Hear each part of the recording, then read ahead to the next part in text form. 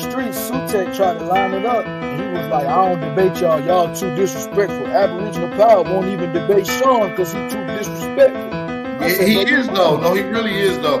I can't really like you, bro. You cool. Not a coincidence. I actually chop it up with but niggas that come off too heated and disrespectful, like I said, I'll debate you, bro. But we gotta get in the ring first. If you want to be disrespectful like that, at least disrespect me in the ring, bro. Let's start now, bro. Can you disrespect me in a cage, bro? Like, I'd rather just do that. Then we go straight from the cage. I mean, put your ice on the way to the motherfucking computer, and we'll debate directly after that, nigga. Shit. That's why I don't even be.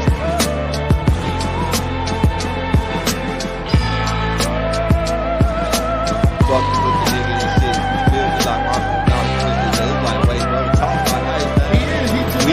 We gotta get face to face. We can talk to you like that, my nigga. Yeah, Peanut. You good? Go ahead, I got my brother already. Peanut, what's the word, my brother? Yeah, I appreciate you, man, but lucky, let me say this, man. First of all, I'm an older brother. I'm young in spirit as I stay in shape, but I'm older. I deserve respect. Don't lie on me. You're not gonna get nowhere lying, because that's what's gonna make you fall face first. Second of all, I'm well known in the Pan-African community. I'm not nobody new. You're younger than me. You don't know this. I didn't put in work and expose Rob Bourne, Sutek, any of them people over there. They know it deep down inside. And I'm gonna be long-winded. I'm a Moorish American. I already had back and forth with them dude. They erased videos. I'm not running from anybody. Don't ever say that stupid shit again. Third, and last but not least, I'm not losing no debate to no Pan-African. So don't ever say that shit again, famo. And that's it. Appreciate y'all, man. He heard that. If Sean P want to debate, tell him to debate the champ over there, right? Sutek wanted so this like it's a pecking order. It's a pecking. So Sean want you, and Sutek want him. You say PMF ain't on his no problem. There's no problem, man. Let's set up a Sutek debate, man. I don't like him anyway.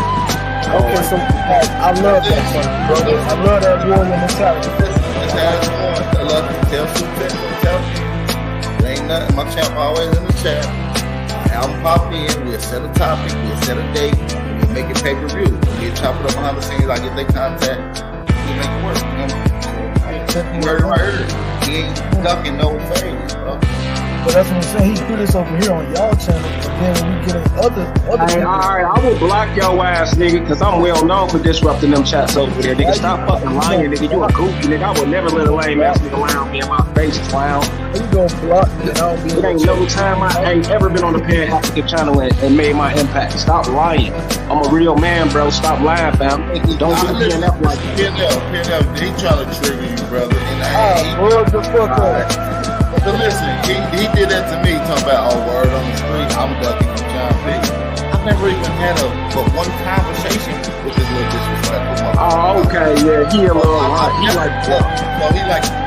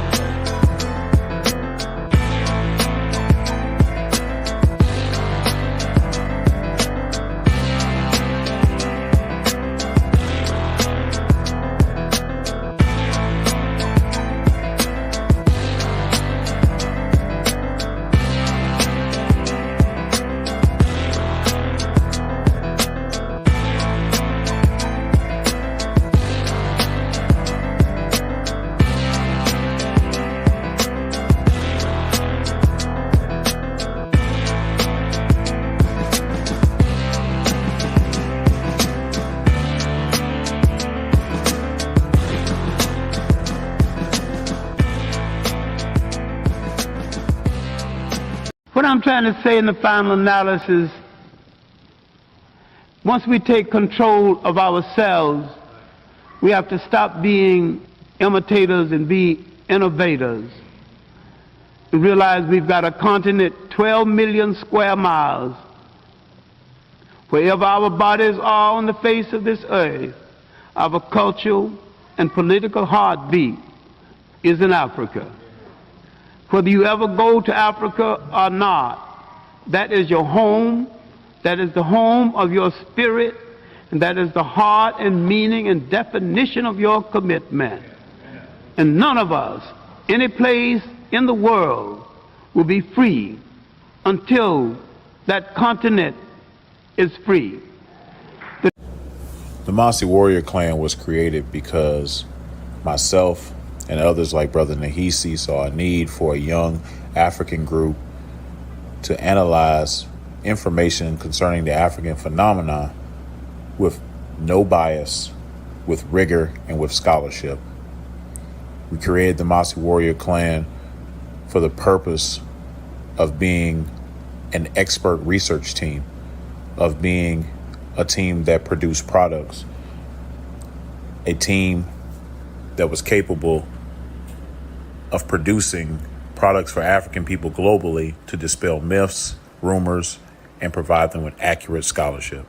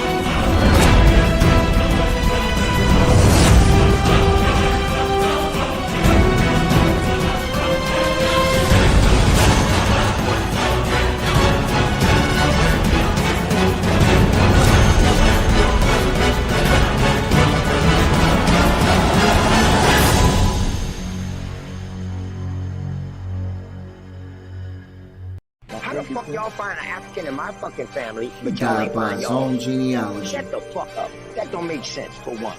Listen, y'all don't know what y'all did. I don't feel like you standing on business. Y'all lied on me, because y'all won't even know if that's me. And if y'all can trace that shit back to it's me, it's only 2 people in YouTube that got my information. Yeah, he died by his own genealogy. You ain't an Indian, you ain't got a lot of me. Half of this track, best believe you lose a lot of sleep. Probably because you made it up to us honestly.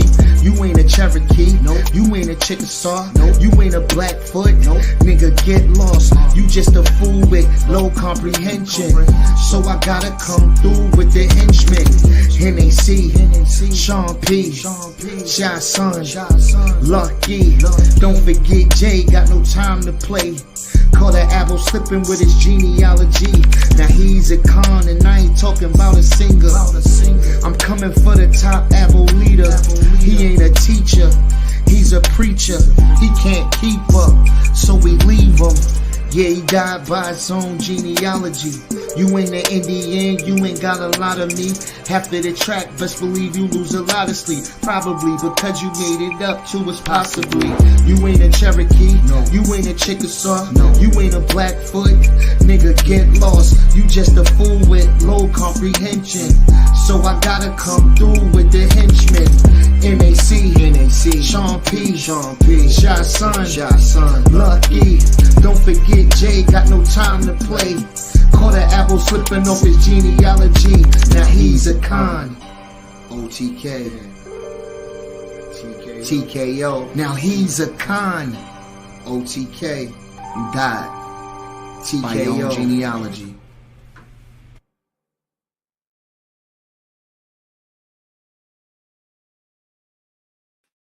What's good with everybody? It's your boy Sean P in the place to be, man. Like the show, share the show, tell a friend, we live. We're going to get directly into this bill, man. As I promised, it would be very informative for everybody. I ain't shared the show nowhere, so I just kind of, you know what I mean, set the agenda, then hit it up. But hopefully everybody having a cool, little smooth little day. And everything going the way it need to go. I want to be direct. Real quick, hold on. I want to be direct. To anybody, Top Cats, the research guy, Dane Calloway, Caremio, A1AP, any of y'all, PNF, Any of y'all that think that y'all been here, I mean, can we finally get y'all evidence? I mean, we did all the debates that, you know what I'm saying? You didn't argue with YK to death. You didn't argue with Not a Coincidence, Lucky to death. Can we get the physical evidence? You know what I'm saying? Like, on some real stuff, like it seems like we, the people on this side, we provide you with all the information and you never even review the information. You just hear it and then you try to push it off like you never received the information. We watch our shows, we review y'all sources, we critique y'all sources, we respond and rebut y'all sources, and we correct y'all on all y'all misinformation. Y'all never do no show correcting any information that we present to the people. I haven't seen one show on none of y'all channel where either I, YK, Not a Coincidence, Lucky, or anybody else is disputing y'all. I haven't seen y'all not once review a show or the sources that's on the show and then try to critique and break that information down and then provide your people with research refuting the information that we've presented. All we've heard y'all do was throw your hands up and try to avoid at all costs that conversation. So if you say that we've been here, we would like to review your information. Now, let me tell you why we would like to review the evidence that supposedly helped you come to your conclusion. Because we are not the type of people that's going to dismiss information. We are the type of people that's going to review it, critique it, and if it's valid, we're going to support it. That's how shit goes. Convince me. I'm unconvinced. Convince me with your data, the evidence, not hearsay, right? Share with me how you came to the actual conclusion you came to. Because we don't need to continue to go back and forth in circular arguments about information that y'all can't even prove. That's all of y'all.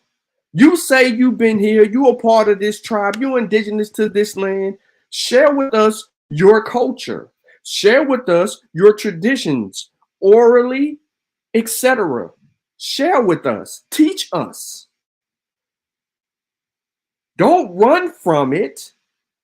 This is a perfect opportunity for you in this century to say, hey, this is why we say we are indigenous to this land. We come to this conclusion based on this evidence. Here it is. Present it to us. That's all we ask. I'm unconvinced. You say white man is white man that irrelevant. Damn the white man. How did you come to your conclusion? Based on what material evidence or physical evidence that led you down that pipe? Is it truly evidence, or is it what YK wrote in the damn book? What grandma said? Is it? And I don't mean damn, negative way YK. You know what I'm saying? You know what I'm getting at. YK been arguing with y'all this grandma said information. Where's the information to support grandma? Listen to me real closely. If my grandma say something, I do the best job that I can do to back my grandmama up. If I'm so struck up on her words, I ain't gonna let nobody be able to defame, debunk, or refute my grandmother. That's how much I love her. So if my grandmother told me something happened, I'm gonna go have that information ready for you for the event that actually transpired and happened. When I tell people that my great grandmother's overseer was in Williamson, the last name, it was in Williamson County in Brentwood, Tennessee, which is a wealthy area in Tennessee, owned slaves on the land. I can take you there. I can show you where the house was before they tore it down and then industrialized the area and built a highway through that shit. And then the actual graveyards of my greatest grandmother and grandfather, which are still there because they haven't destroyed it. They just mark the land off, has buildings in front of it and then woods behind it. I have to tell them who I am to be able to weave my way through there just to get to those grave markings of where they lived on that land where they grew tobacco, corn, and were slaves.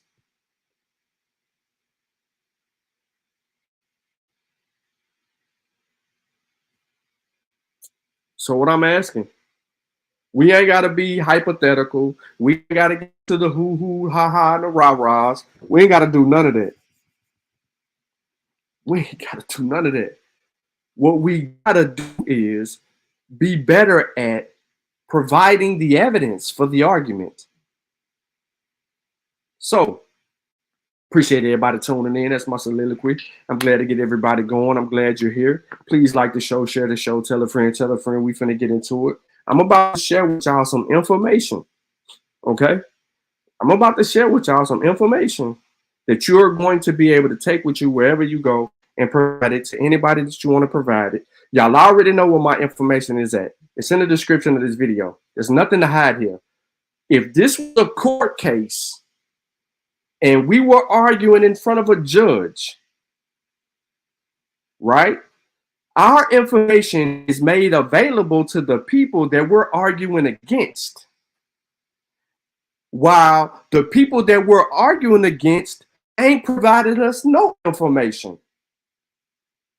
So if you, the jury, the people who may catch this replay, those of you that are in chat that are undecided, those of you who will catch this information on a humbug because I tag certain people and you just wanted to know something, if you're on the fence about something or undecided or have your queries about something, you're going to realize very quickly in this show where the evidence is at and where there's a lack of evidence. So let's share my screen. I'm going to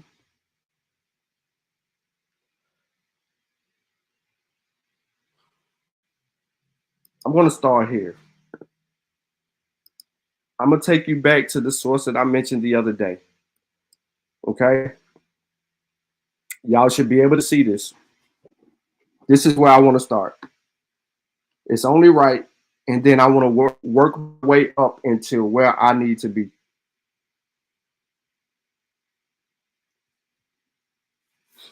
What up, Lucky? What up, Khalil, Ava, Ramon, Thurman, YK, Jay was good. Bella, Lakeisha, hey, Thurman, PE1 in the building. Keenan, Chewbacca was good. I don't know who else in here. What up, Edward? Everybody else catching the replay. Peace, peace, peace. Brian, how you doing? Those of you who haven't commented, peace to you. So I want to start here, man, with this excerpt from a book.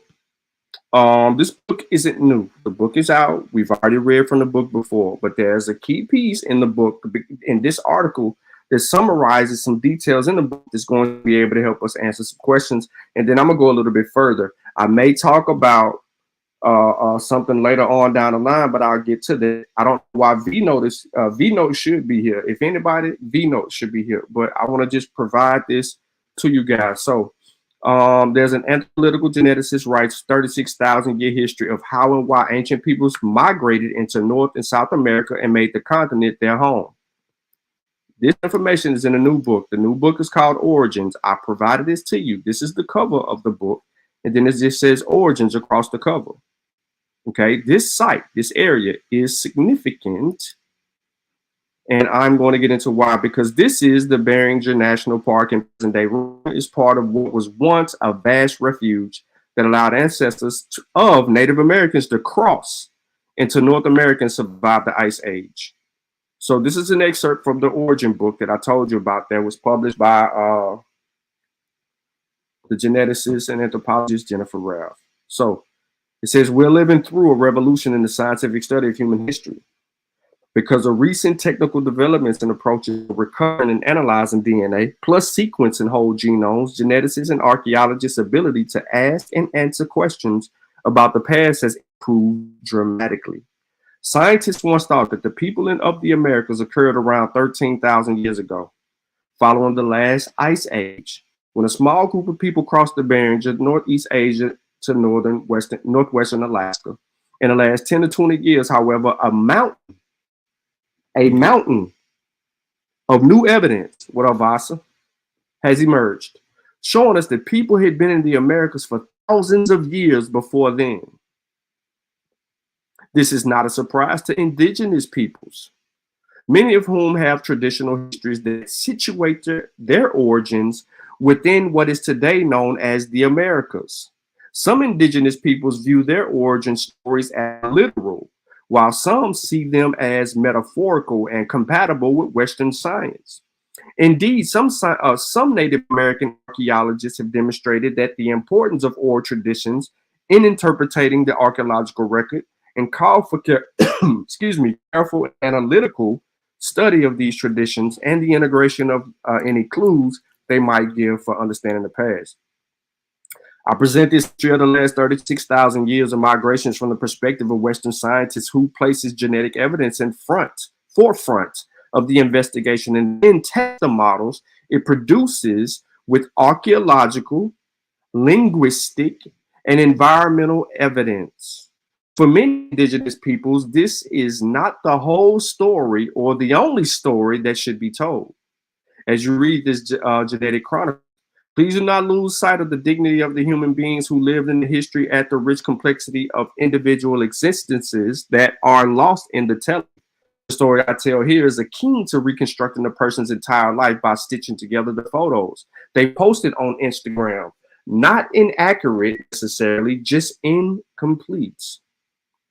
So I'm not going to take you all the way down there, but I do need to stress the point of where we're going, because I mentioned this the previous show, and I want to kind of harp on this point, drive this point home before we get into the information that we need to get into, which starts our point of argument with everyone that seems to be against certain things. So around 36,000 years ago, a small group of people living in East Asia began to break off from the larger ancestral population in the region. Now, we do have the scientific material and articles to support what we're getting ready to say. So I just want you to hear very clearly, this conversation starts 36,000 years ago when a small group of people living in East Asia break off from a larger ancestral population of people. By about 25,000 years ago, the smaller group in East Asia itself split into two. I'm going to say it one more time so people can comprehend and understand the validity of this discussion. You have a small group of people that break off from a much larger group 36,000 years ago. From that, two groups break out from that one group. So that smaller group now is smaller, two groups. They split in East Asia. One gave rise to a group referred to by geneticists as the ancient Paleo-Siberians, who stayed in Northeast Asia. The other became ancestral to indigenous peoples in the Americas. So now you know the smaller group broke out from some East Asian groups into two as one group. That one group broke off into two groups. One group stayed in Northeast Asia. The other ones would be the ancestors to the peoplings of the Americas. Around 24,000 years ago, both groups independently began interacting with an entirely different group of people. We're talking about the people leaving East Asia.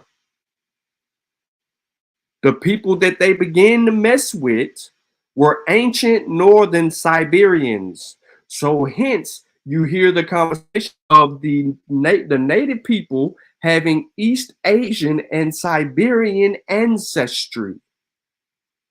So again, 24,000 years ago, both groups independently began interacting with entirely different group of people. They didn't say peoples, it's not plural. These East Asians that split from one another began interacting with these Northern Siberians independently of each other.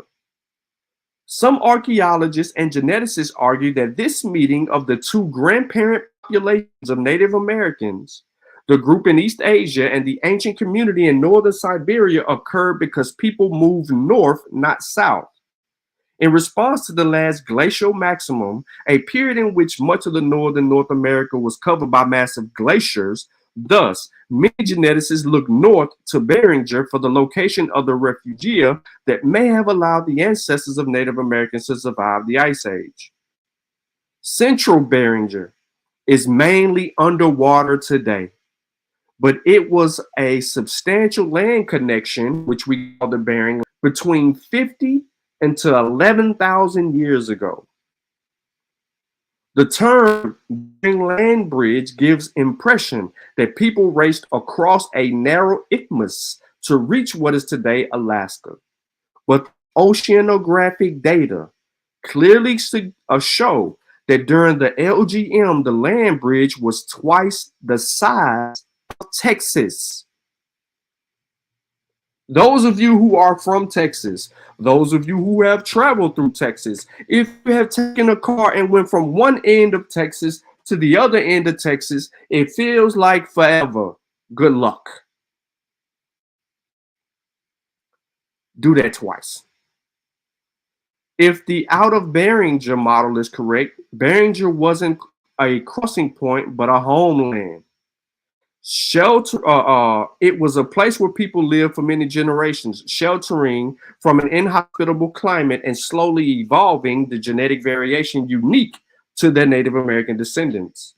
Either just before or shortly after the start of the period of isolation, the Beringers split into several groups. Here's the problem, ladies and gentlemen. So now you had, got to go back. We got to walk it back. You have a large group of people in East Asia. Then a small group, that larger group broke off. They go north. From their smaller group of people, they split. Both in contact with Northern Siberians independently, separate from each other. Now you got them coming into a new territory across the land bridge. From there, several groups split.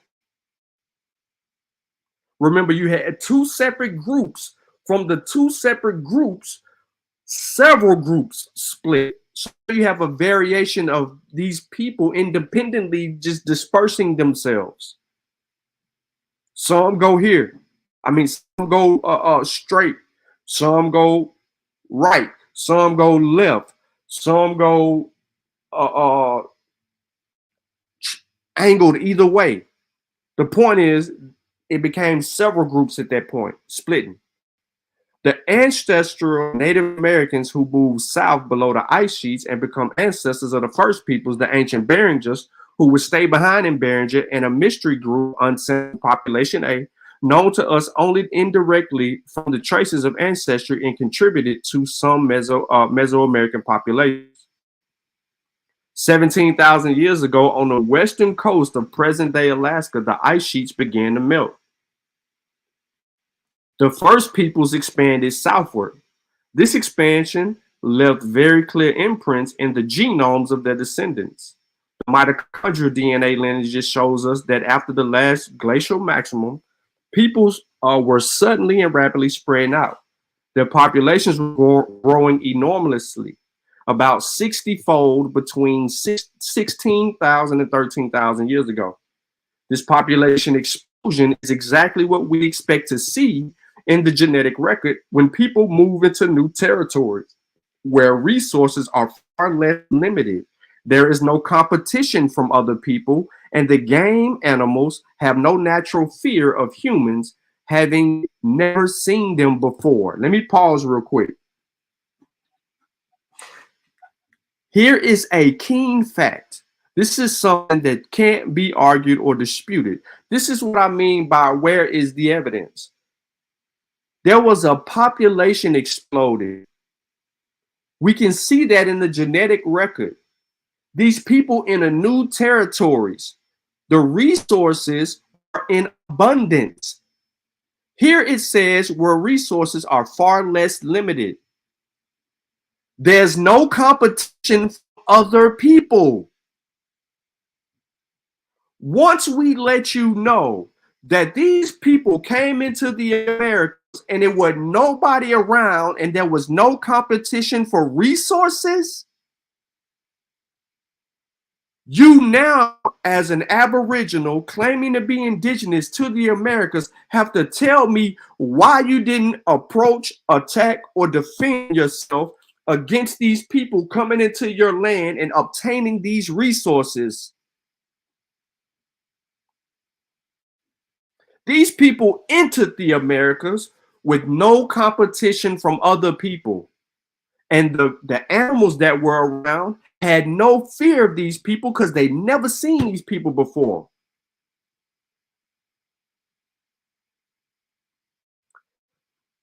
Let's continue. The story this rather dry genetic evidence reveals is breathtaking. You stop to think about it. A small group of people survived one of the deadliest climate episodes in all of human evolutionary history through a combination of luck and ingenuity.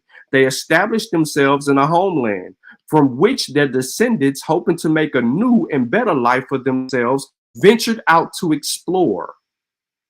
Here's the map. I said East Asia. This is following human history step by step. For the evidence that we have, ladies and gentlemen, everything that was just explained to you about that larger group and then a smaller group breaking off, that smaller group goes into two sections dealing with these people, and then from that smaller group, everything else start to disperse. We can walk forward. These descendants found new lands beyond their wildest expectation, entire continents, possibly devoid of people, lands to which they quickly adapted and developed deep ties. These ties persisted through a millennia into present day and have not been severed despite climatic challenges and the brutality of colonialism, occupation, and genocide.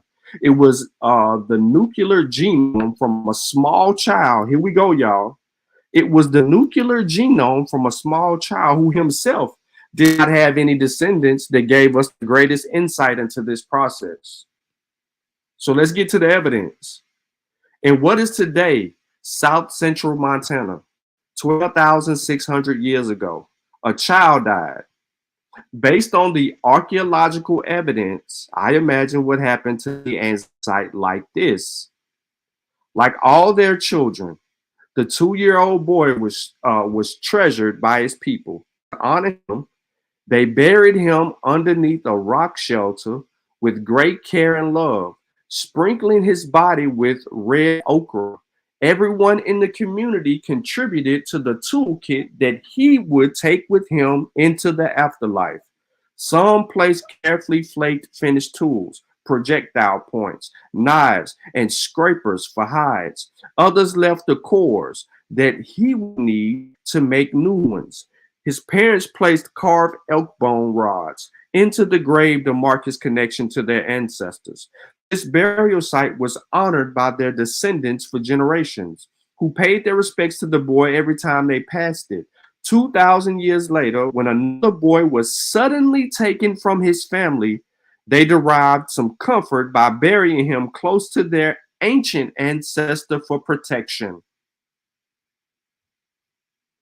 The graves of these two children were found accidentally by construction workers in 1968. Because they were found on private land, their remains were not under the purview of the law that requires consultation and repatriation if requested with affiliated tribes. Nevertheless, after the genome of the 2-year-old had been sequenced, researchers consulted with indigenous peoples in Montana, including the Blackfeet, Confederate Salish, and the Cotoonee tribes, the Gros Ventre tribe, the Sioux, the Ananobian tribe, the Crow tribe, the Northern Cheyenne tribe. These tribes agreed that the children should be reburied in a safe place near the original graves, and their wishes were followed shortly after the publication of the study. The children are referred to by the archaeologists as Anzac 1. For those of you who want to fact check, cross-reference, the children are referred to as Anzac 1, the 2-year-old, and Anzac 2, the 7 or 8-year-old, who was buried later. Anzac 1 was special not only to his parents and relatives, both in the past and across time, but also to the scientific community across the world. His remains were dated to between 12,707 to 12,556 years ago, making him the oldest known person in the Americas, the only person who lived during the Clovis period, whose remains are known to have survived to present day.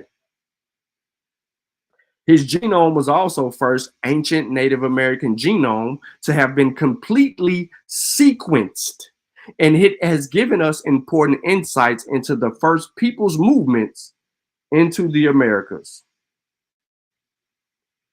The radiation of dog lineages that mirrors human lineages is extremely strong evidence for this model of migration. But Anzac 1's complete nuclear genome and those from additional ancient individuals that were sequenced in later years was that shortly after the LGM, the family tree of the first people split into 2 major and 1 minor branches. Peep game, I'm giving you answers to the test. So what Anzac 1 did was provide significant evidence of the first people's split, which was 2 major and 1 minor branches. The minor branch is quick. This diverged between 21 and 16,000 years ago was currently represented by a single genome from a woman who lived on Fraser Plateau in present-day British Columbia, known as the Big Bar Lake site to archaeologists about 5,600 years ago. The fact that her lineage split before the 2 other major branches may reflect the divergence of her ancestors from other first peoples as they were moving southward out of Alaska. This whole paragraph right here, you could pause the video and you can research. Let me tell you what to research. The Fraser Plateau, Big Bar Lake site to archaeologists. You're going to find information that's going to bring you to the first people. 1 major branch. Let's get into the major branch. 1 major branch, which included Anzac 1 and his relatives, became the ancestors of many Native American people of the present day. That's in the United States and everywhere south of that. I'm going to say that again. Anzac 1 and his relatives became the ancestors of many Native American people of the present day United States and everywhere south of that. This branch is referred to by geneticists as SNA. You heard me say this before, Southern Native Americans.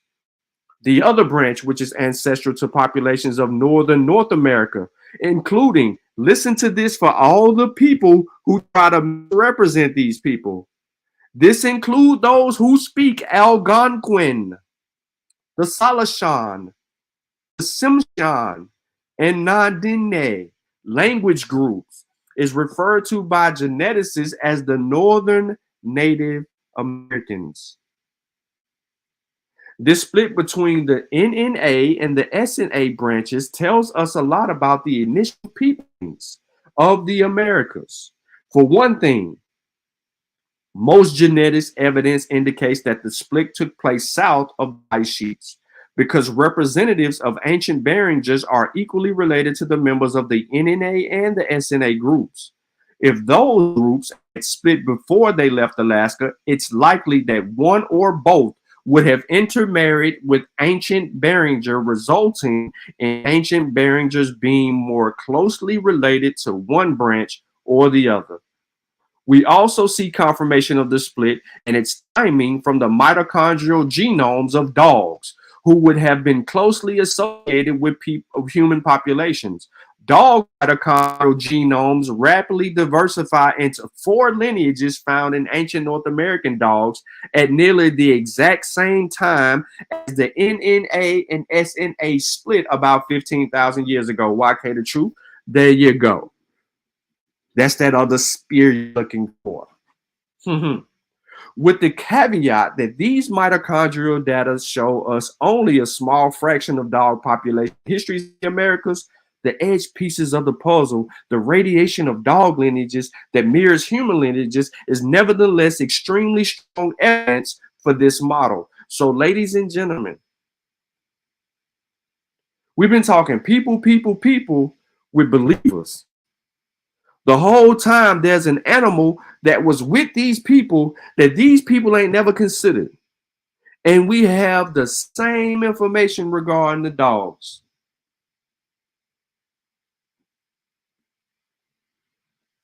So, following the split between the NNA and SNA branches belonging to the SNA clade dispersed throughout North and South America were very rapidly. We can see just how rapid this movement must have been when we compare the genomes of the most ancient peoples in Americas, despite being of a different continent, 6,000 miles apart. The genomes of Anzic One Child and Ancient Man from Spirit Cave. Okay, ladies and gentlemen, let me slow it down. Here is another piece of evidence that you can cross-reference and fact-check. Anzic One Child, an Ancient Man from Spirit Cave in Nevada. 5 people from Lagoa Santa site in Brazil. So you can go to the Spirit Cave in Nevada and find evidence. You can look up the Lagoa Santa site in Brazil and find evidence to cross-reference and fact-check.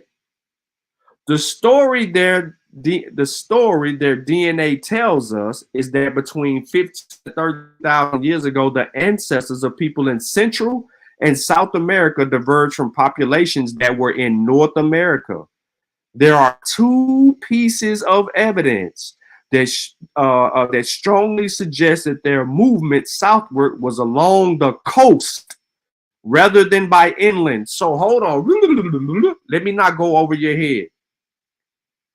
There is information out when I told y'all before that this mug was populated through the Celtic Highway.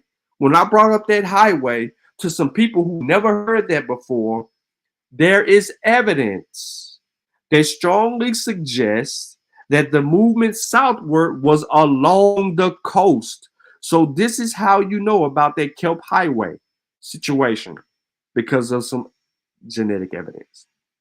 First, the coast was opened by 16,000 years ago, whereas the ice-free corridor between the 2 ice sheets probably wasn't viable until about 12,000 years ago. Second, the pattern of population splits that the genomes reveal is so fast, nearly instantaneous, that the scientists who analyzed them likened the migration process as nearly jumping over large regions of the landscape. This fits more closely with southward migration by boat along the coast than with overland migration. By the time people got to South America via the Isthmus of Panama, they may have expanded along both the east and west coast.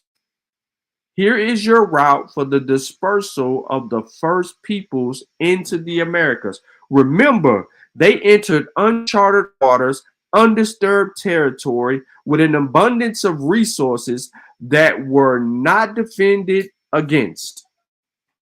So where are these people claiming to have already been in the Americas?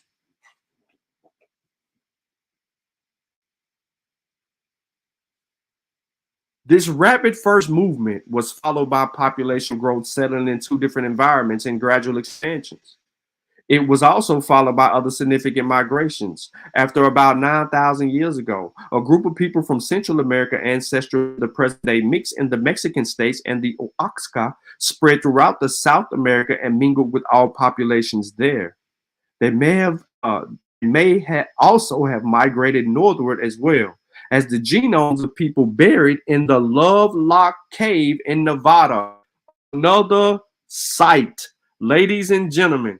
Here is another site where evidence exists. There were people that were buried at Lovelock Cave in Nevada. But as typical in scientific research, this finding only raises more questions. What caused this movement? And how did the traces of new populations in North America come to the mixed genomes about 8,700 years ago? And finally, what is the explanation for very ancient traces of shared ancestry between peoples in South America and those in Australasia and Melanesia? Genetic models suggest it was not the result of the Trans-Pacific migration. I'm going to run that back. Genetic models suggest it was not the result of the Trans-Pacific migration. So finally, how does this new White Sands Locality 2 site in present-day New Mexico, which may date to the LGM, change our understanding of the genetic models? For those of you who know nothing about the White Sands, which is another archaeological site, this is referring to and confirmed not only through research and independent research, I'm saying them that way for a reason, confirmed through two different sources of research, independently, not even involved in what was initially found. But that site stamped those footprints at 23,000 years. So this is what they're referring to. In 2022, we didn't confirm them footprints independently until 2023. I got that article behind this just in case you're curious. We don't have answers to those questions yet. This is what's in 2022. We are only at the beginning of understanding the complexity of these histories using genetic and archaeological evidence. That is why I said that. So now you have your article here. It stops with White Sand, and that's Jennifer Raff. So we're going to transition into a quick little source here, and then, go on from there. So this is the first Americas. We're not who we thought we were. For decades, we thought the first humans to arrive in the Americas came across the Bering Land Bridge 13,000 years ago. New evidence is changing that picture. During the last ice age, humans ventured into two vast and complete unknown continents, North and South America. And nearly a century research thought they knew how this wild journey occurred. First people crossing the bridge, massive swath of land connected to Asia, North America. Seals were north. Clovis, who had made journey shortly before 13,000 years. According to Clovis' first theory, every indigenous person in the Americas could be traced to the single inland migration. Professor of anthropology of Oregon State University, Lauren Davis states. But in recent decades, several discoveries have revealed that humans first reached the so-called New World thousands of years before we initially thought, and probably didn't get there by an inland route. So who were the first Americans? How did they arrive? Genetic studies suggest the first people to arrive in the Americas descend from an ancestral group of Siberians, Northern Siberians and East Asians that mingled around 20 to 23,000 years ago. They crossed the Bering Land Bridge between the 1505 years. David Meltzer, an archaeologist, professor of prehistory, yada, yada, yada, says that. I'm saying it like it's for a reason, but I'm picking up with Jennifer Raff's article in 2022 ends. And it says, for instance, there are fossilized human footprints in White Sands National Park in New Mexico. Remember, that's where her article ends. Right? So now here is the evidence that updates a year after her article was released. And it says, the White Sands National Park in Mexico, they date between 21 and 23,000 years. That would mean humans arrived in North America, the last glacial maximum, which occurred between 26,000 and 19,000 years ago, when the ice sheets covered much of what is now Alaska, Canada, and northern U.S. Other more equivocal data suggests the first people arrived between the Western Hemisphere about 25,000 to 31,000 years ago. If these dates can be confirmed, they would paint a much more complex picture of how and when humans reached the Americas. So here is archaeological evidence of first Americans. Almost all scientists agree, however, that this incredible journey was made possible by the emergence of Beringer, a now submerged 1,100-mile wide landmass that connected what is now Alaska and Russia far east during the last ice age.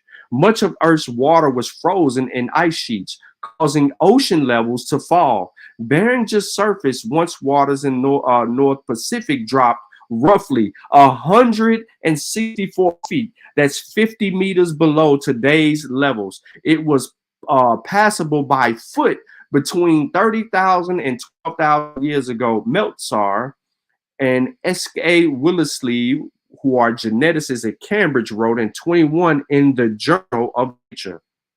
From there, the archaeological picture gets muddier. The older version of the story originated in the 20s and 30s when Western archaeologists discovered sharp-edged and leaf-shaped stone spears known as Clovis. The people who made them, now dubbed the Clovis people, lived in North America 13 to 12,000 years ago, based on the 2020 analysis of bone, charcoal, and plant remains found at the Clovis site. Yes, ladies and gentlemen, they found bone, charcoal, and plant remains. At the time, it was thought that Clovis traveled across Beringer and then moved through an ice-free corridor, or a gap between the continental ice sheets, what is now part of Alaska and Canada. Davis, who leads the excavations of an ancient North American site in Cooper's Ferry, Idaho, told Live Science. Once they exited, they spread quickly throughout the Americas, carrying a signature stone tool known as Clovis Spear Point, which was likely used to hunt megafauna, such as mammoths and bisons, as well as smaller game. For decades, it was challenging to suggest the first Americans arrived any earlier than 13,000 years ago. Those footprints changed the game. So here are the oldest archaeological sites. You got the Bluefish Cave, 24,000 years ago. Swan Point, 14,000 years ago. Cooper's Ferry, 16,000 years ago. Clovis, 13,000 years ago. Paisley Caves, 14,000 years ago. Meadowcroft Rock Shelter, 16,000. Page Ladson, 14,000. Deborah Freaking Site, 15,500.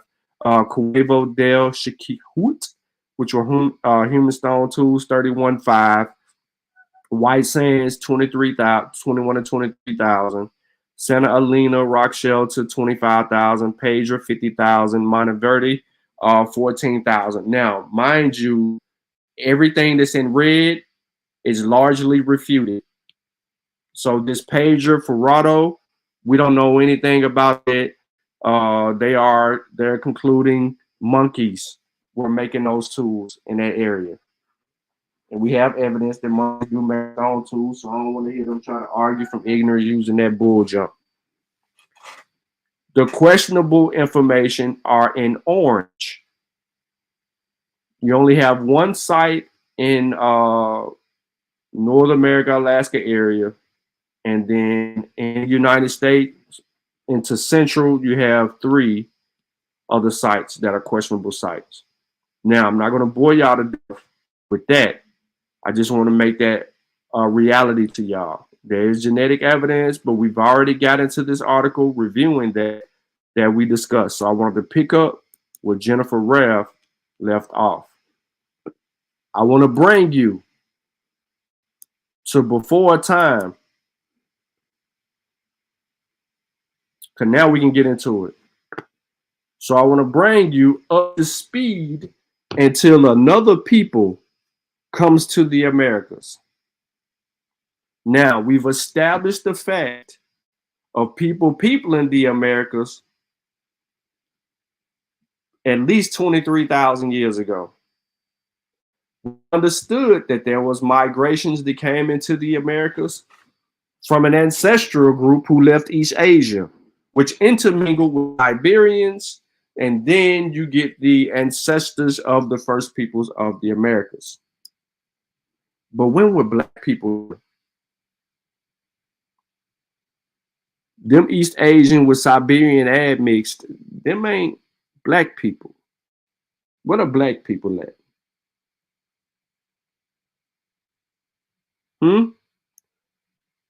What are black people? So we've argued this with people who refuse to review data for quite some time. That argument with those people highly suggests that they don't know what they're dealing with at times. So we're going to make it known to these people what the deal is.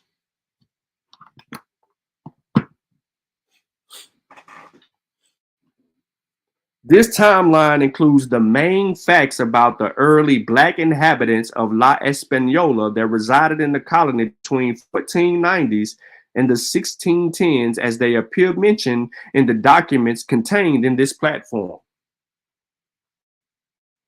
So we already just discussed how people peopled the Americas from a whole nother area. So there wasn't nobody that was already here, according to the evidence that we have. So when did they encounter a new people? Well, the first encountering of a new people would come from Christopher Columbus, right? Right?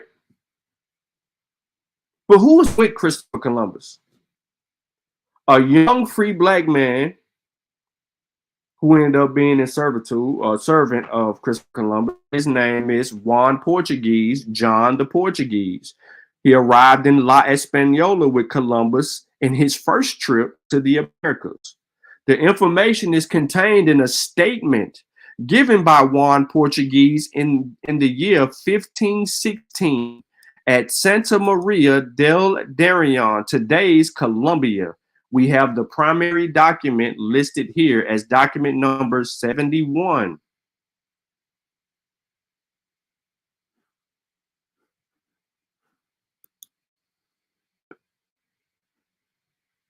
Let me pull it up for y'all. Just click it. Share the tab. Here is the primary document. It is 26 pages. And if you can read it, you already see what time that it's on. So we're going to go to the translation.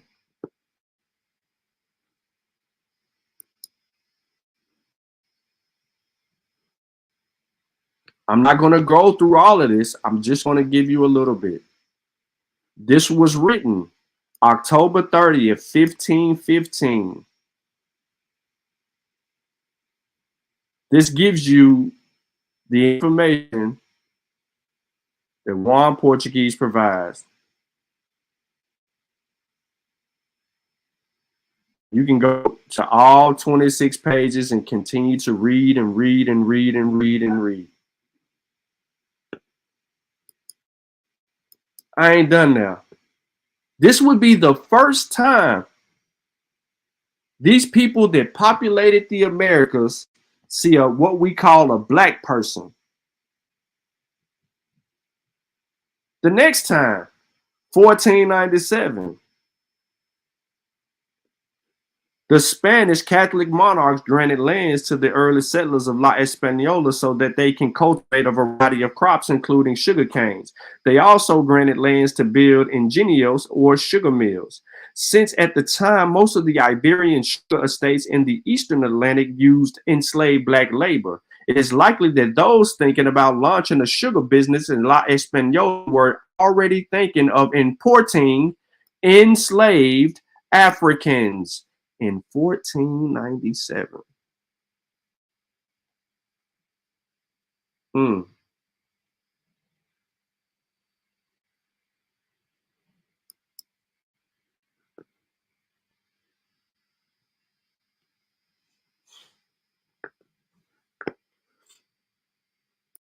Translation. Here you go. And you can get into it. It's right here. We don't have to play no games with these people. You have it.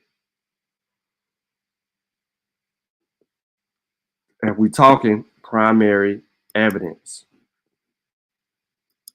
From 1497 to 1501, guess what? A black woman in the early villages of Santo Domingo, also known as La Negra del Hospital, possibly a free person, established the first hospital-like healing site of the colonial Americas at her own bohío or house.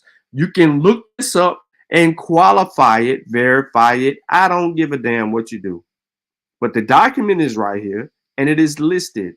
And yes, I leave all these sources left here. What are you getting at, Sean? Well, we about to see. So again, now we ain't got Juan Portuguese in 1500. We got a whole another black man. His name is Juan Petro or Juan Marino, John the Black. Now I know plenty of people heard of Juan the Portuguese and then John the Black. He was a servant of Christopher Columbus, residing in La Española, condemned by flogging by Columbus not being able to hunt certain poultry. This individual is thought to be the same as Juan Portuguese, is why I said this, who arrived in La Española with Columbus in his first trip to the Americas. And there's the document number and where we can qualify the source. It goes on, talks about codes, listen, 1501. The secret of Spanish Crown tax code for the new colony Española was listed as one of the products expected to be produced by the settlers. It is likely settlers were already thinking of importing black slaves to work as enterprise. This is where we get more information. But this timeline shows us, especially 1501, they start introducing enslaved blacks into the new colonies. As early as 1501,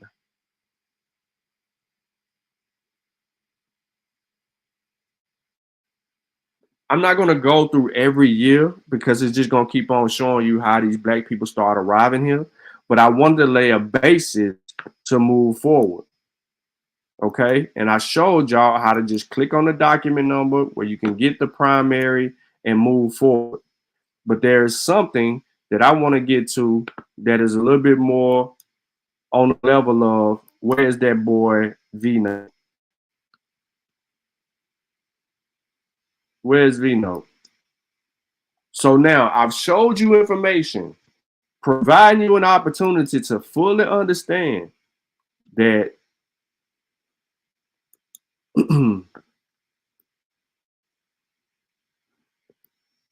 who these people were that were already here, how they got here. They didn't pop up out the ground like A1 says. They weren't already here. There's no other evidence that says that anything else. I showed y'all how they got here. And now we're talking about when those people that populated the Americas encountered white people, and when white people had with them black people. So there was no black people until they saw them with the white people.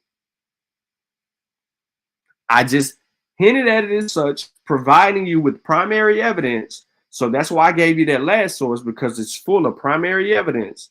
And in each year, it talks about these accounts of these blacks, the first blacks in the Americas, come here with white people. I made sure to establish that. I didn't take all day to do that either.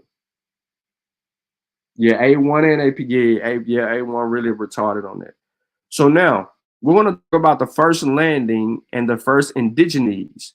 This is dealing with Veracruz. You know, our boy V love to bring this dude up.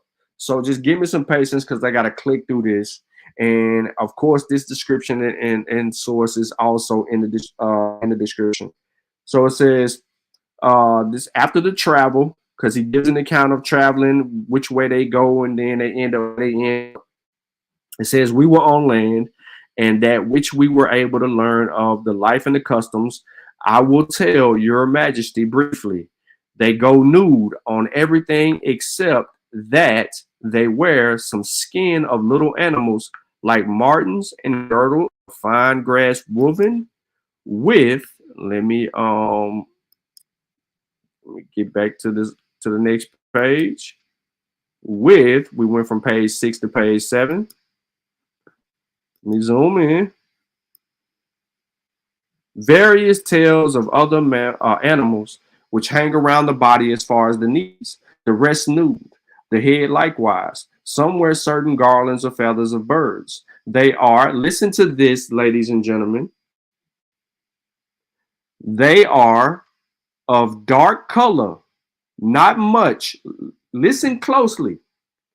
They are dark of color, not much, unlike the Ethiopians. So there's a description difference here. Not much unlike the Ethiopians, and have black and thick and not very long, which they tie together back of the head in the shape of a little tail. As for symmetry of the man, they are well proportioned, of medium stature, and rather exceed us. In the breast they are broad, their arms are well built, the legs and other parts of their body well put together. There is nothing else except that they incline somewhat to broadness in the face, but not all. For in more we saw the face clear cut, peep game, the eyes black and large, the glance intent and quick. They are not of much strength, and craftiness acute, agile, and the greatest runners. From what we are able to learn by experience, they resemble in the last two respects the Orientals, and mostly those of the farthest Cenarian regions. We were not able to learn with particularity of the life and customs of these people because of the shortness of the stay we made on land, on account there being few people and the ship anchored in the high sea. This is before I go any further. That source that they're referring to, Ramusio's text, as the regions of China. So when they said the Cenarian regions, they are referring to the regions of China. So they have a brown complected skin, but they resemble the Orientals.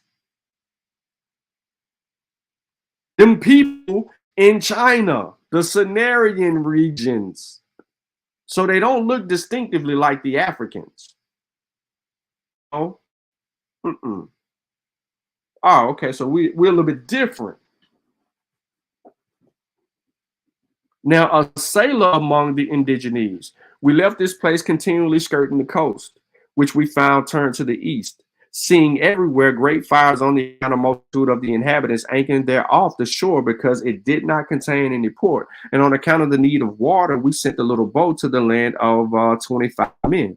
Because of the very large waves which the sea cast up on the shore, and the account of strand being open, it was not possible without danger of losing the boat for any on the land to land. We saw many people on the shore, making us various signs of friendship, motioning us ashore, among whom I saw a magnificent deed, as your majesty will hear. Sending ashore by swimming one of the young sailors, carrying to them some trinkets, such as little bells, mirrors, and other favors, and being approached within 4 fathoms of them, throwing the goods to them, and wishing to turn back, he was so tossed by the waves that almost half dead he carried to the edge of the shore, which having been seen, the people of the land ran immediately to him, taking him by the head, legs, and arms. They carried him some. Let me get to page 8. My apologies. I just should have downloaded. I ain't want to download this shit. Distant way. So they don't give any more description outside of what I basically just said, except for right here. It says, which young man learned of this people that they are thus a dark color, Like the others, the flesh more lustrous, medium stature, the face more clear-cut, much more delicate of the body, and other members as much less strengthened and even of intelligence. He saw nothing else. You can read this, and it's talking about that. They ain't giving you these black people. So here follows an annotation of the names which Verrazano gave to various places of locality. I'm not going to get into that because he's just talking about naming things. But I wanted to be specific about what Verrazano states, as someone among us was simply going crazy. Hold on 1 second.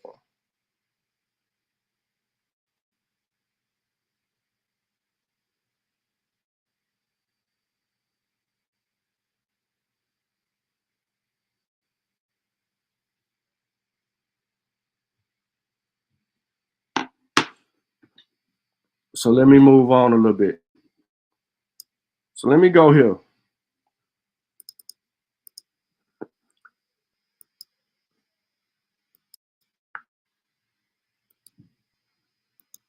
Y'all can see that on the screen, right?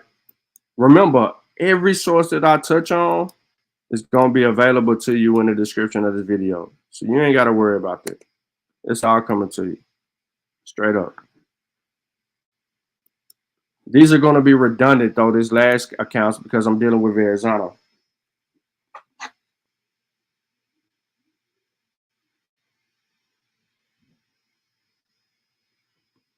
All right. So, of course, y'all know that he wrote a letter to King Francis I in France in July 8th and 1524, reporting on his voyage to the New World.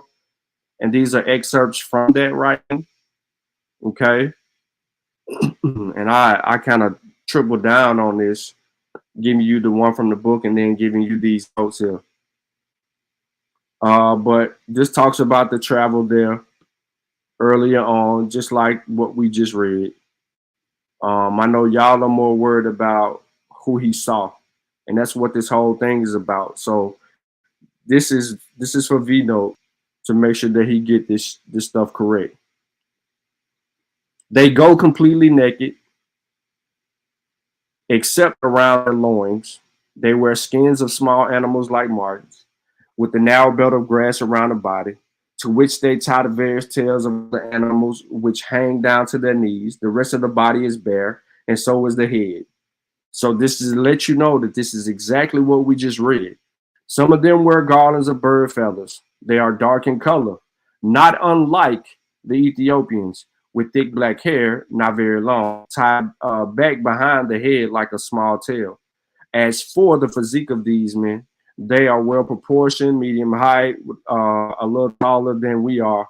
They have broad chest, strong arms and legs, and other parts of their body is well composed. There's nothing else except that they tend to be rather broad in the face, but not all, for we saw many angular faces. They have big black eyes, attentive and open look. They are not very strong, but they have sharp cunnings and are agile and swift runners. From that, we could tell from observation in the last two respects, they resemble the Orientals. They resemble the Orientals, particularly those from the farthest Cenarian regions. So I wanted to get to that to show you the significance and what Cenarians are Chinese. Now, I just told you before we got to this account that the people that came into the Americas were from where? East Asia. Who did they run into? Northern Siberians. This would be the ancestral groups of the first peoples of the Americas. So who did he see that was dark in color but looked like Orientals? Yeah, wasn't you. You don't look like the Orientals. So this is what I mean by doubling down on everything. This is the written record of the voyages of 1524, Giovanni Verrazano. This is the actual, this is a rendition of the letter. So you actually have it at your disposal, but it is exactly the same thing that I continue to read to you. They are dark in color, not unlike the Ethiopians, with thick black hair, not very long, tied back behind the head like a small tail. There's nothing else except that they tend to be rather broad in the face, but not all. For we saw many with angular faces. They have big black eyes and attentive and open look. They're not very strong, but they have a sharp, cunning, and agile, swift runners. From what we could tell from observation, in the last two respects, they resemble the Orientals, particularly those from the farthest Scenarian regions. This is what I mean by people do not read.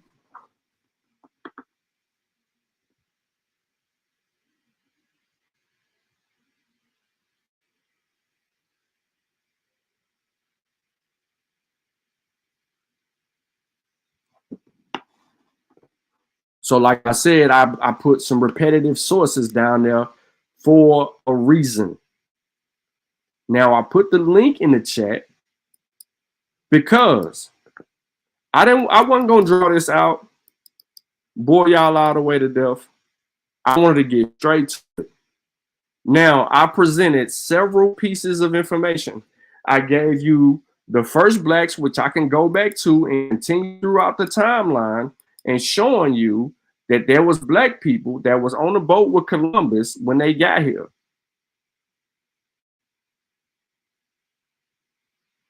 Right?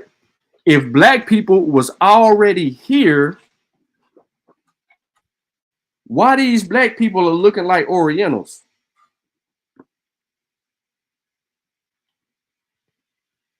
And not us. We don't none of us that's black. Don't none of us look like Orientals. None of us look like Orientals. Peep game in 1501. The Spanish crown gave permission for the introduction of enslaved blacks in the new colony. The condition that they are already Christianized. So in 1501, yeah, you can take them to the New World as long as they're Christianized. Jews, Moors, and newly converted in general were forbidden from going. That was in September. In October, in Seville, a free black man named Pedro was hired as a servant to go to La Española and work there for 2 years digging for gold in exchange for a salary and lodging, as well as meals and beverages during the period of contact. So basically what I wanted to do was show you that there were very few black people that we call black today that are us black people, ladies and gentlemen, even among us claiming to not be black or Abo, all of them. You know what I'm talking about. It was very few black people in the Americas, and those that were black were brought here on them ships with the Spanish, even though Columbus is Italian. We were brought here. They made distinctions, ladies and gentlemen, that these people, when they saw them, looked like Orientals. They just had a darker complexion.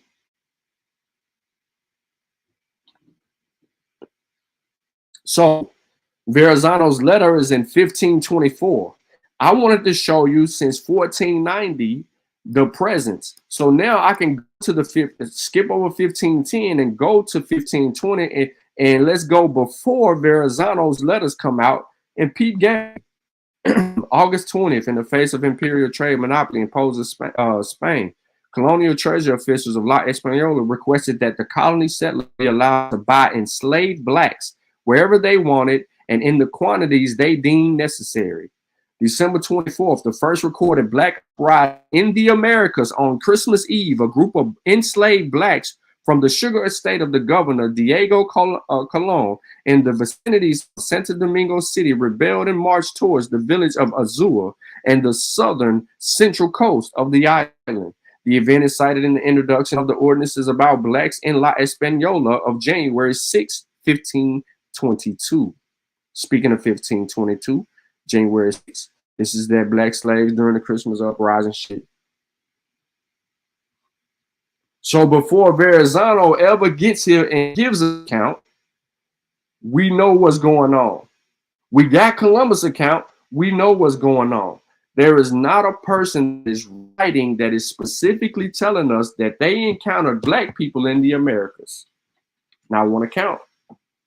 I continue to show evidence. The only reason that I'm not clicking on the document numbers is because y'all already know it's the primaries and in what language it's written in. It's written in Spanish.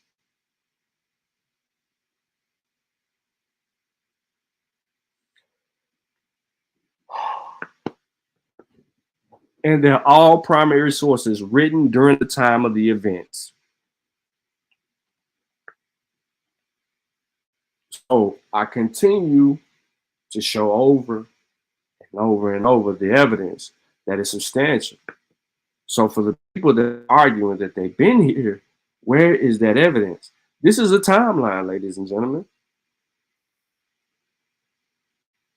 We can go right here under arrival and go under both free and enslaved blacks arrived since earlier on. And we can get a good idea who these people were, the first persons, and how it goes on and go from there. I done showed people this before, but apparently y'all don't be listening, and I got to show you again. It goes on and on and on about it. We know who the first people, the first black people to enter the Americas arrived via ship. We know the first black people was brought here because of some other people. We know this.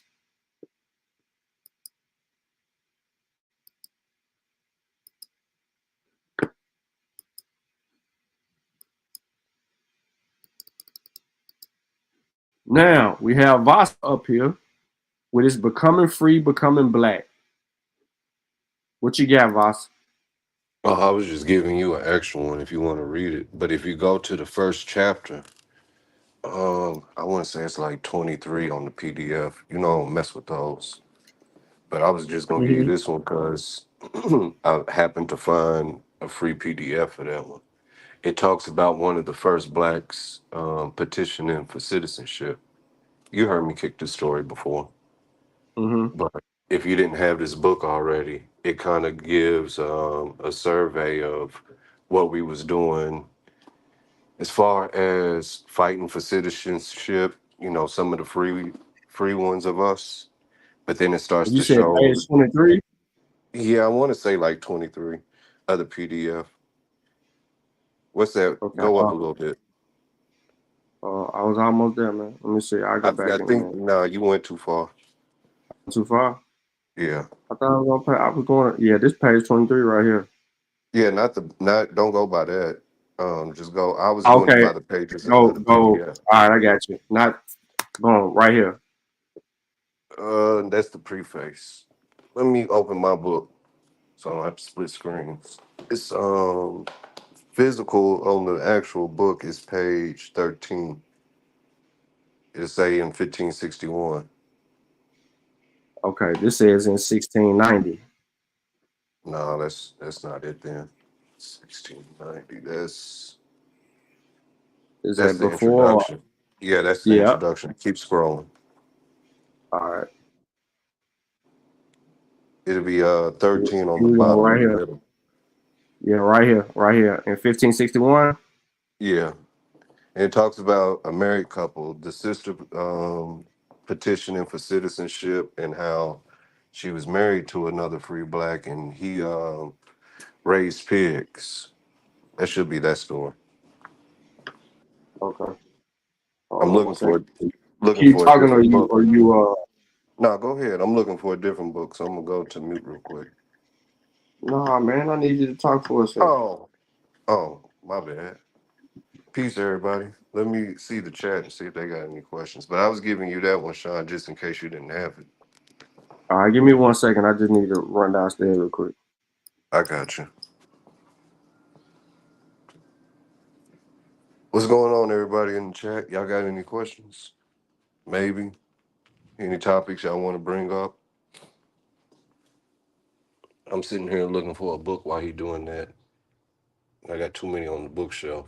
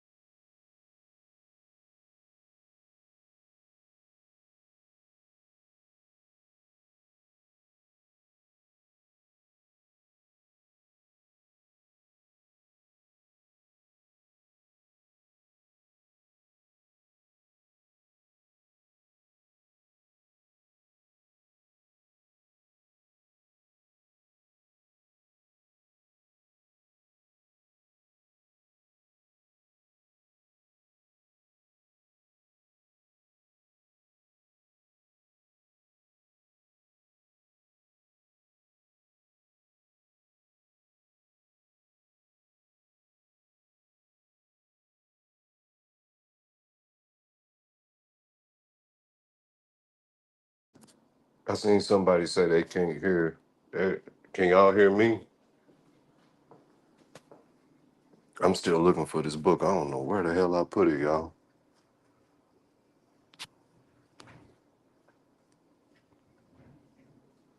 And Sean walked away, so he's not saying or presenting anything. So y'all not missing too much. Cool. Thanks, everything. Yeah, I already present what I need to present. I can't present too much more because you know, I wanna debate that. I got you.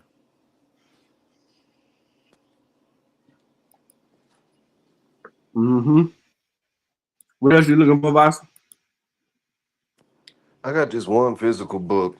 You know I don't mess with PDFs. My 7 Myths of the Spanish Conquest, because it gives a list of the free blacks that was coming over here too, Mm-hmm. in a time frame of them.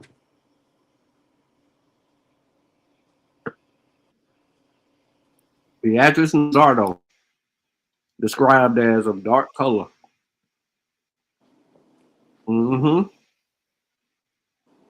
Come on, man. Them dudes don't know what they're talking about.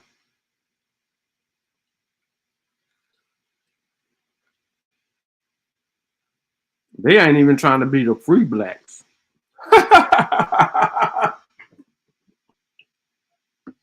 Right, that's the part that don't make no sense to me.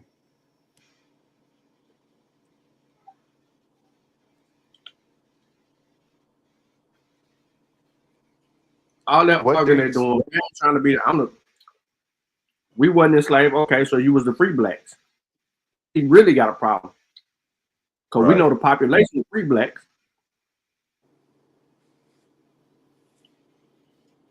So if you the free blacks, you still of African descent. You still come from Africa.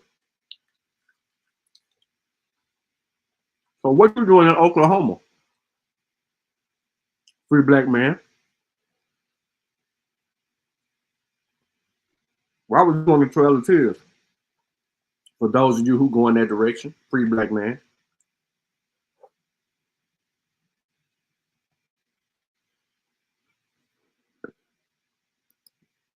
Vasa looking for that book, y'all. Let me look at the chat. Hold on, let me scroll this book.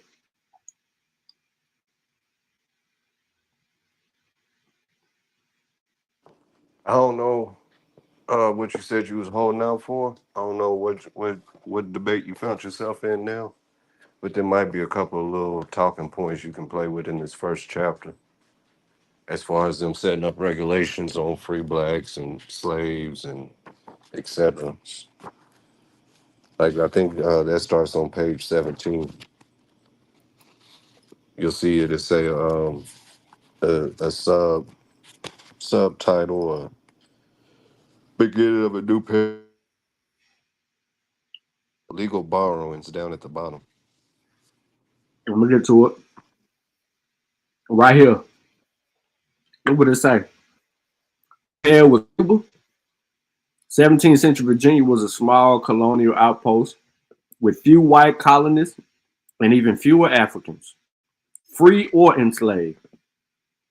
Anthony Johnson may have arrived in Virginia in the first shipment of niggers in 1620. But by mid-century, he owned property and slaves in Northampton County on the eastern shore of Virginia.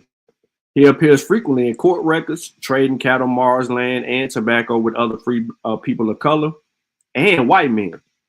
Johnson owned upwards of 250 acres of land and at least 2 black servants, as well as several herds of livestock. So right here, we got Anthony Johnson, right? Which we know this story, some of us.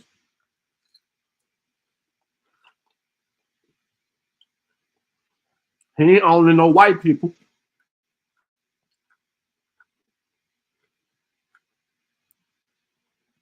They say Anthony Johnson ain't owning it. He's a nigger. He arrived with the first shipment of niggers. He ain't got no white people with him. So A1. Where them black people owning white slaves at? You say you got them. Bring them out. You said you want to debate it. I've been ready. You can do these daily shows all you want, but you don't. You ducking the smoke. And none of this prevents me from debating this topic with you.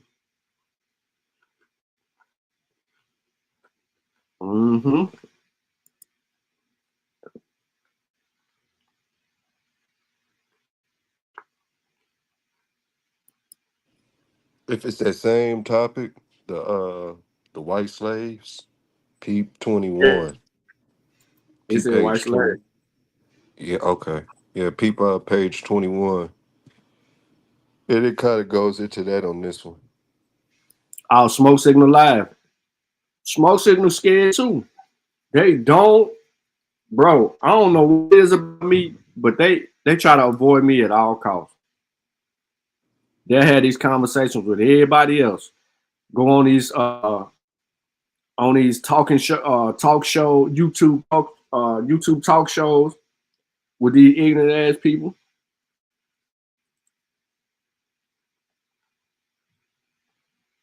You said page 20, 21 of this article. I'm in the Yeah. PDF. Yeah. Page 21. It'll say blackness in Cuba. I'm not on that page anymore. But it goes into the first laws being placed on free blacks or blacks and slaves. It mentions white slaves, but that's from the Canary Islands. And then it goes further to sit back and say, eventually, slave becomes synonymous with black over You said here. black people own white slaves. I'm sorry, you chopped up a little bit. You said black people own white slaves, and I'm saying No, no. these people that they Oh, call them white slaves were indentured. yeah. This one is talking about how it was in the Canary Islands.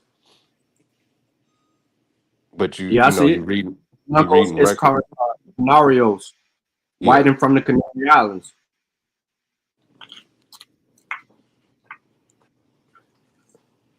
So I don't know about any blacks owning white slaves here anywhere, North or South America. I know there was white slaves. Lord knows I couldn't be no damn galley slave. That shit sounds horrible.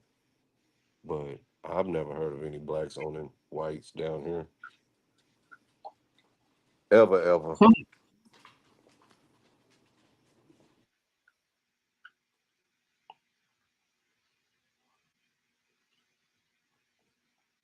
A Negro and by consequence, an alien.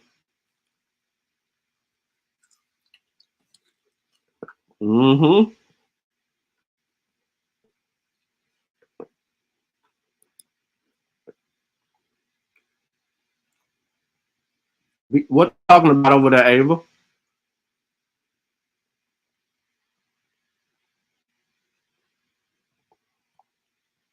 What them pseudos talking about?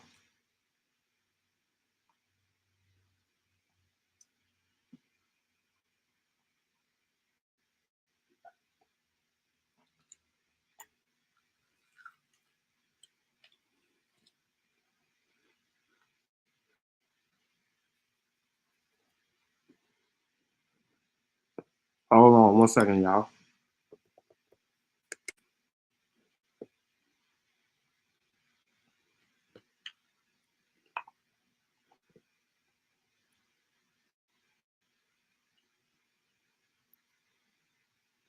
One second. Fine. Reno ain't coming out.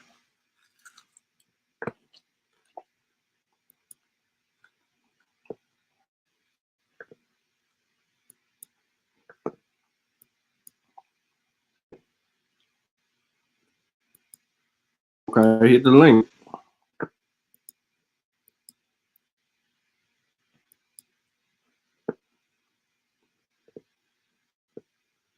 Here I am to say it today.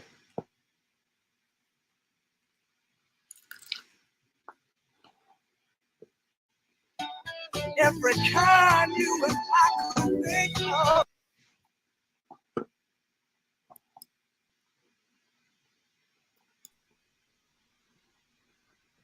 What up, homie? What's up, fam? Man, I inboxed Cool. you, man, tell you to goddamn come over there and damn beat up smoke them, man. They was on there tripping. Oh shit, I ain't see what they were talking about. Man, same old V-Note with the same old bullshit he been talking about. But look, I want to ask y'all a question, because you got what's the nigga name? Boss on here too, right? I seen on One Truth over there too. Yeah, them niggas run from me. Yeah, they don't want no smoke with you, bro.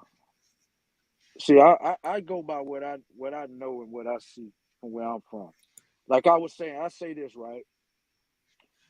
I say Indians look closer to white people than black people. Do you agree with that?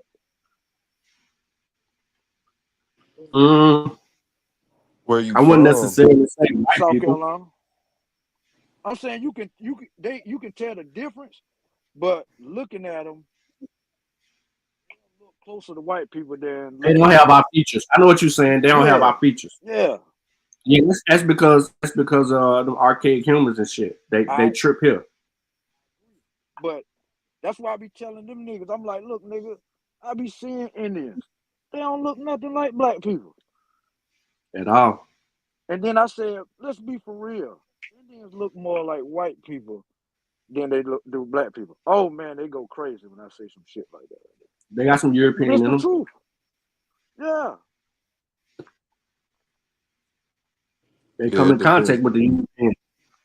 It depends on where you at. You gotta remember that admixture, depending on what time frame you start taking that in consideration.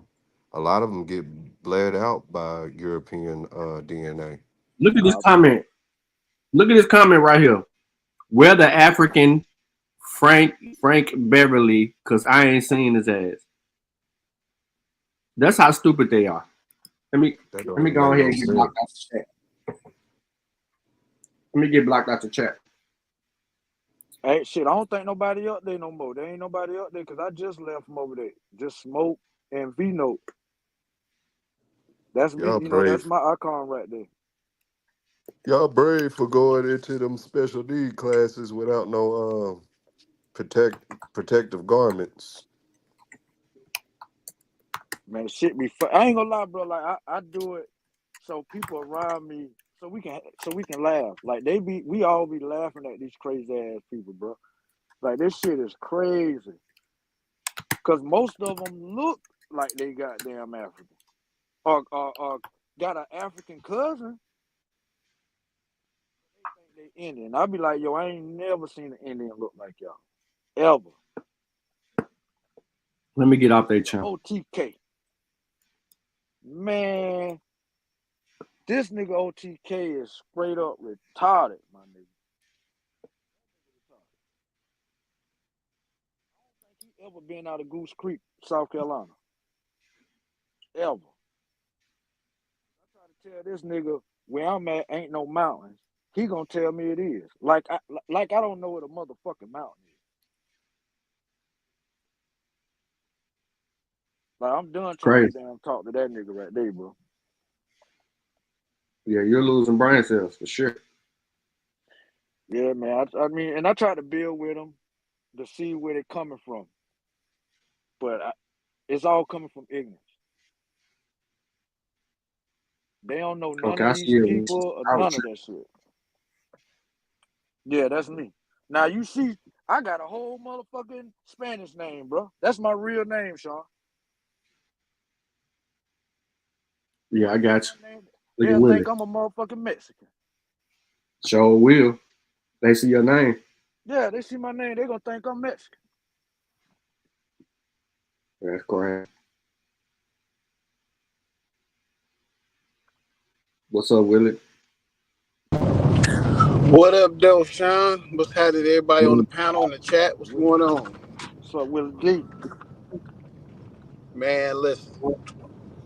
Today I had a few hours of driving, so So I had to deal with some shit on Smoke Channel.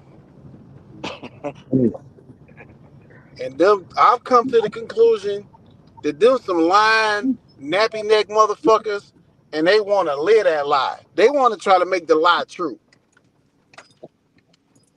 And that's motherfucking impossible. Ain't that what Sanchez said though? About his beliefs. Yeah, He that said corny ass stupid he shit. beliefs into that fact. You know, you got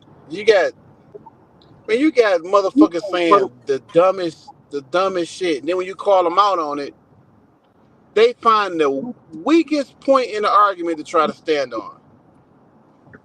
They don't say this, it say probably. Man, get the fuck out of here.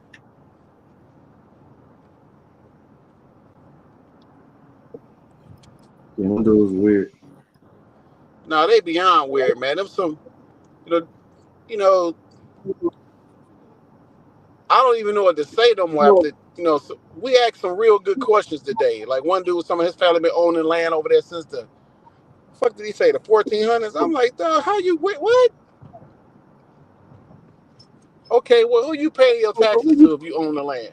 You know, who you acquire from, all type of shit like that. And when you ask them shit like that, then they ask you to produce some shit. Motherfucker, I'm not the one sitting here claiming I've been here since the fucking 1400s. I'm not making that claim, you are. I be wanting to punch them motherfuckers in the mouth. Yeah, I give up. I give all up. This shit crazy. It's embarrassing, man. And then Vino, he over there back on that John Horse shit. I'm like, well, John just went live. Come over here, let's have a discussion for the 10th time about John Horse. Or whatever the fuck the dude name is.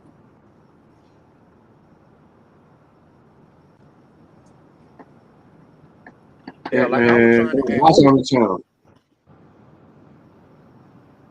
What they He gonna ain't do is trying. they gonna make... Go ahead. Nah, he ain't trying to come. You see Vasa, he ain't fucking with that, bro. And you know what's crazy? When you mentioned Anthony Johnson earlier today, Sean, one night I was at the crib bored. It's about 3 a.m. I'm just on my laptop and I run across some motherfuckers arguing on Twitter. And the dude that was, I can't even remember the dude's name. He claimed he was the Abo, and he brought up Anthony Johnson as the first. One dude said he was the first president.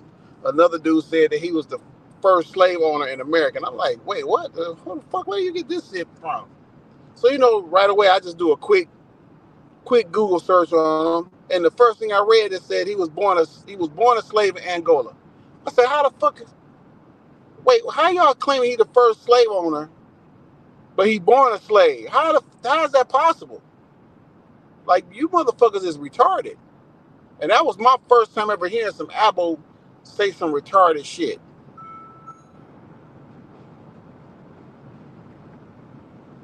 So I'll be the first to tell you, your cousins fucked up, Sean. They hate your ass. Yeah, them niggas super retarded. Now, what about the nigga? Who that was? Bap? One of them niggas talking about his people was in Ohio and West Virginia Yeah, since the that's the one. 1500s. That's the one I'm talking about. They claim his family owned all that land. We jumped on Yeah. his ass like, hold up, dog. Where? Did you see the record he pulled up? It said slave inhabitants at the top. No, I was in my car, so when I'm when I'm driving, I'm on my iPhone, and I could just barely see that shit. I But kept if you, trying to tell him to put it on the screen, but the shit said it at the top. Slave inhabitants. So that was a slave schedule. yeah, you said that on there. You was like, bro, that's a slave schedule. Then he took it down real quick. Yeah. I'm like, how that prove your people own the land, motherfucker? If they own that shit, then we know what they were. Man, I just came to the conclusion that, you know how when we was all younger, we was hanging out, in the clubs and grabbing chicks and all type of shit. Them was the motherfuckers in there they couldn't get down. They was corny. They couldn't get down, and now they're using the internet to validate, who they are. That's the only thing I can come up with. Huh? Nigga, I bought a bar at the club. Nigga, what you talking about? Oh my God. Oh my The Lord. fucking Lion King I bought a bar Mufasa at the club, himself is nigga. here. You Vino. talking about, nigga, the lame niggas in the Vino. club, nigga? We the realest niggas on this bitch. Y'all Hey niggas Vino, the stop. Hey Vino, what kind of car square. you? Y'all Vino, niggas the what? square. Vino, I hey, drive what kind super. of car you drive? I drive Vino, underbucket super sports. what? I didn't ask you. Every super sport is got a tag to a car. What kind of car you drive? Cause I got a couple super sports. I drive Impala Super What Sports. year? What year? Impala Super Sports. You know what I'm What saying? year? But just under buckets. What year? What year? Cause all Impalas ain't SS's. What year? The ones with the SS. What year? What year? All Impalas are not SS's. You making it up, Willie? He don't know. I know he making it up, but I got two of them sitting in the garage. What year? What year, motherfucker? SS. Man, you you a lying, dog. Yo, that nigga Oh new my name gonna be We Mufasa, spinning dog. under buckets. We gonna start man, calling you you. And Mufasa, first of all, Vino. ain't no Impala SS no underbucket. You fucking crazy. Not no motherfucking old classic. All them motherfuckers got value on them. I'm saying, man, nigga Now, ain't if you showing got a out or nothing, man. motherfucking, Nigga ain't if you showing got a out, man. Nigga, 2002, nigga done already showed out, man. Nigga if done you got a already showed out. 2002 That's Impala the wrong SS with a thing to front, do. with a V8 put in the side, front wheel drive, that's garbage. Nah, man. Whatever, man. We moving No, it ain't around, whatever, but motherfucker. I know you my still cars. didn't answer my question. What question? So now you gonna answer the question over here? Oh yeah, ask it over here. You said something about the Yeah, you need Negrettos. some help. Let me do my Bruce Lee thing again. Yo, what? So let me do my Bruce Lee thing again. Oh my God! Now you want to claim another motherfucker? So I don't know why you can't answer the question. I don't know how you I can don't know probably the talk answer over to the here. question, but Sean, right at his laptop. Ask it right now. How you want me to ask Sean, huh? I'm driving. I told you I'm driving, motherfucker. I can't do it on my phone. I'm saying, So right man, now, you the hype Sean on his man. laptop. Go ahead. You Show the some hype goddamn. man. Show your nuts. Let your nuts hang. Come You on. the hype man. Nah, I ain't no hype shit. I want motherfuckers to tell the truth. Well, I run the evidence again. Once Okay, well, again, what's the name of the people that you asked me about? the The Negritos. Negritos. Sound like a drink. Okay. Negritos. Sound like a goddamn drink. Margarita. Sean. Sean ain't here right now. Well, when he come back, or anybody on here that's got a laptop, just relax, cause Bro, I'm here. I'm here. Where your evidence at? he want to know. He want to know, Sean, was the Negritos brought here or was they Let's talk already about the here? Negrito. Let's talk Was they about them brought from here Adamant or was Island. they out? The Negritos in the Southern America, Southeast America, was they already here or brought here? No, they wasn't here. So I'm glad that you said that because I can refute that right now. So there was recent scientific information, and I was just waiting on bitch ass to file for that. It's recent scientific information that dropped, and I'm gonna beat you the fuck up. Hold on, let So me they pull. just came out with some new information. Okay, so before No, the no, no, no, no, no, scientific, no, no, hold no, on. no, Let no, me just no, get it clear. no, no, Let me just no, no, no. You don't know what it is because you don't read scientific information. So So before you this can't information came out, what I was saying was true? Oh my God. Read No, it nothing. wasn't true. It was not true. It was not true. So why do you need the There was a scientific myth. There information? was a belief, bro. Listen, there was a belief about something that was out there. Let me get you the little simple minded type shit, just to educate you real slick. Like I knew one of you niggas was gonna jump out there. So before I even get into this, right, I'm bringing this up for a reason because them Negritos would have had to reach the people that would have the whole myth about the East Islanders, right? So look, the East Oh, I Islander saw that population. shit. but it did have contact with Native Americans. So we now know that the East Islanders is different from the Native Americans, according to DNA study suggests. Now, the DNA study in reference to that, ladies and gentlemen, is right here. And I got it on the screen right now for a specific reason. This is a 2020 article. So this is what I'm trying to get to. Oh boy, Native American gene flow into Polynesian predating Eastern Islander settlement. That was something that they were going with. But boom, as of September 11, 2024, ancient Rapa Nui genomes reveal resilience and pre-European contact with the Americas. So right here, walking it on down, it's going to give us some information. To keep it skinny, the ancient and present day Rapa Nui carry similar proportions of Native American admixture, about 10%, using a Bayesian approach in integrating genetic and radiocarbon dates. We estimate that this admixture even occurred about 1250 to 1430 CE. So within that grace period of that. Now, let me real quick, let me go back to this article. Let me beat this dude up real quick. So the remote Pacific island of Rapa Nui, commonly known as the East Islanders, never experienced a self-inflicted population collapse. Researchers have long debated whether Polynesian island populations plummeted due to deforestation, the overexploitation and local resources of warfare during the 1600s before the arrival of Europeans a century later, according to a study published Wednesday in the Journal of Nature, which I just showed you. But now, after studying the genomes of 15 inhabitants of Polynesian islands, researchers think there was never a rapid drop in the population after all. So what does it say? For the analysis, the team received approval from Rapa Nui community representatives to study human remains at a museum in France. The bodies have been removed from the island, which is located 2,300 miles west of mainland Chile, during colonization sometime during the late 19th and early 20th centuries. DNA taken from the 15 historical individuals showed there was no evidence of genetic bottleneck.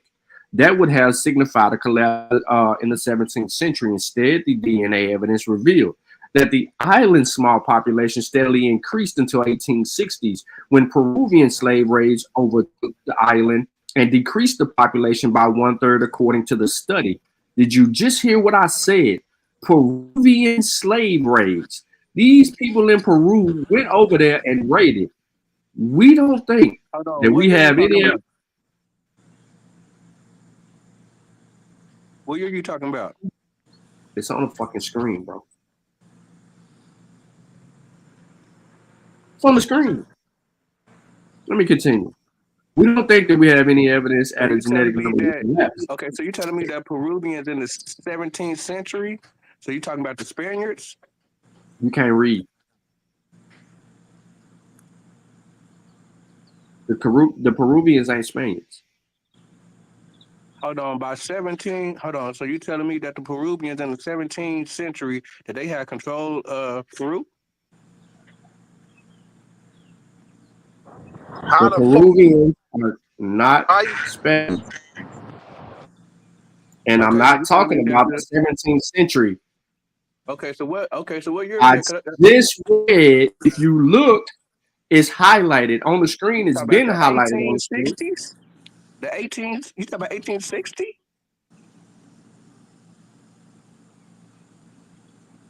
All right, so you wasn't listening to the article as I was reading it. So let me continue for the people that were hearing me before you interrupted.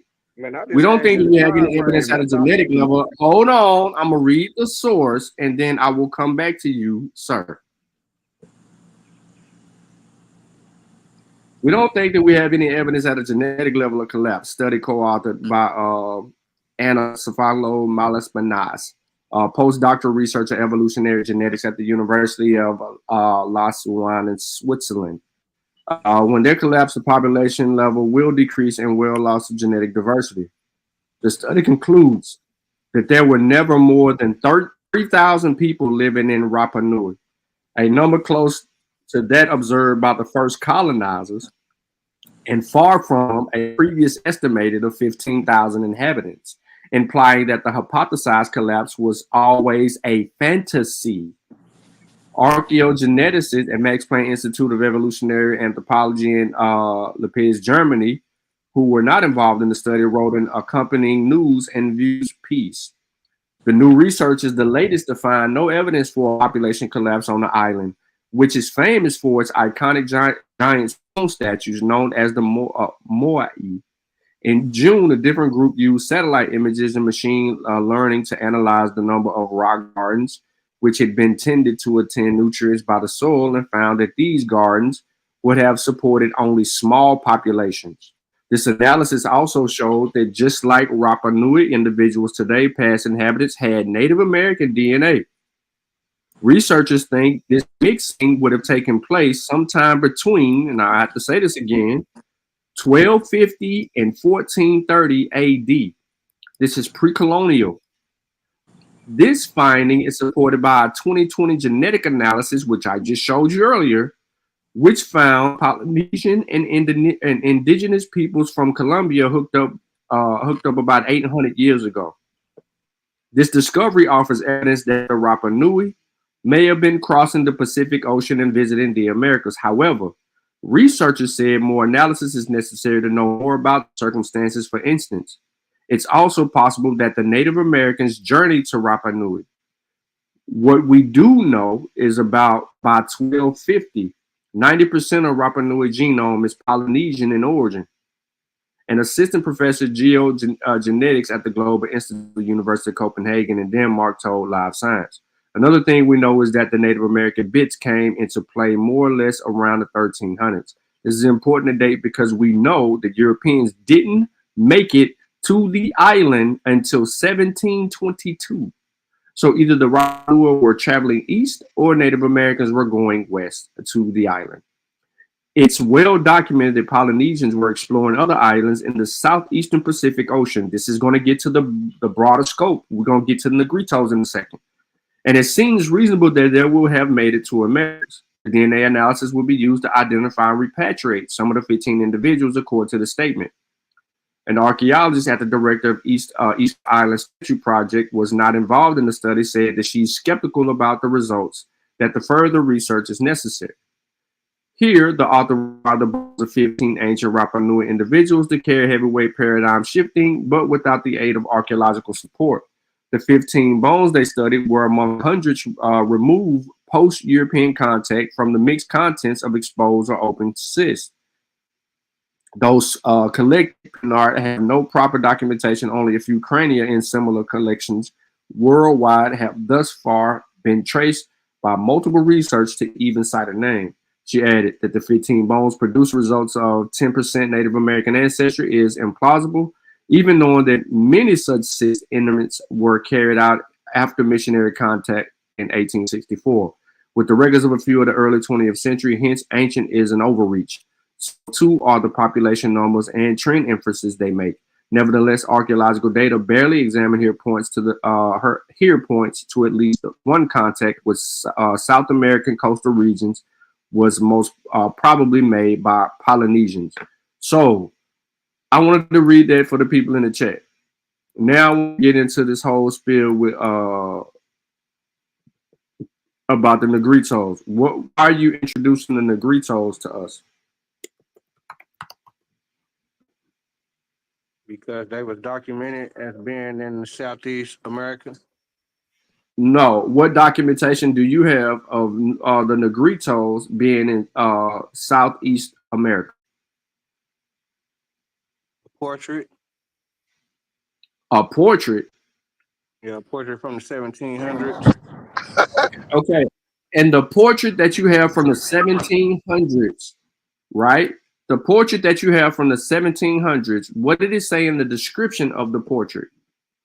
It said this is a Negrito, and it had some descriptions of some other Indians from that area, and it had the names of them. Okay, where's the source? Can you provide me with the link to where you found that image?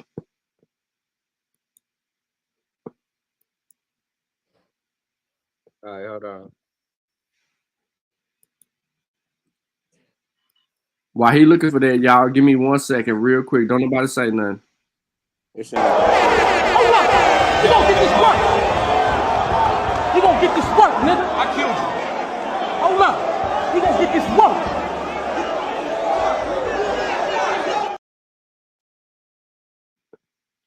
Okay, so this link that you just gave me, what page? Page 5.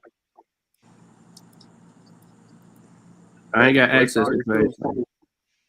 What? It's probably page 2, or like it's kind of right there in the beginning. It's like the first. You talking about here? We can't see it. It's next to the Southeastern Indians? Yes. No, hold on. Do you see my screen? No, we're not able to see your screen. So, okay, hold on a second.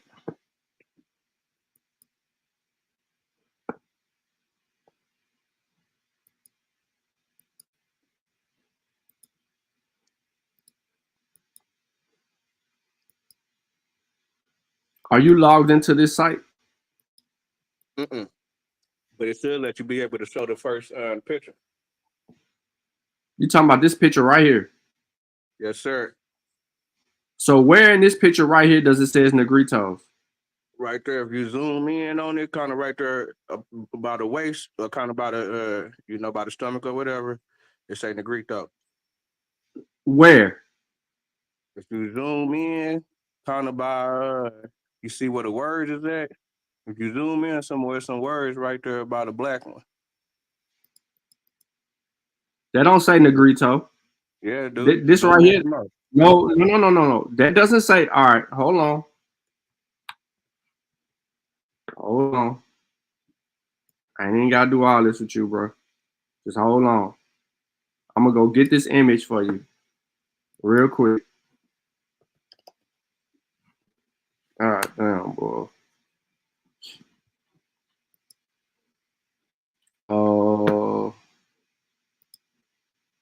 It's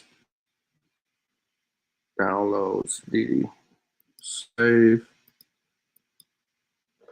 All right, y'all should be able to see screen.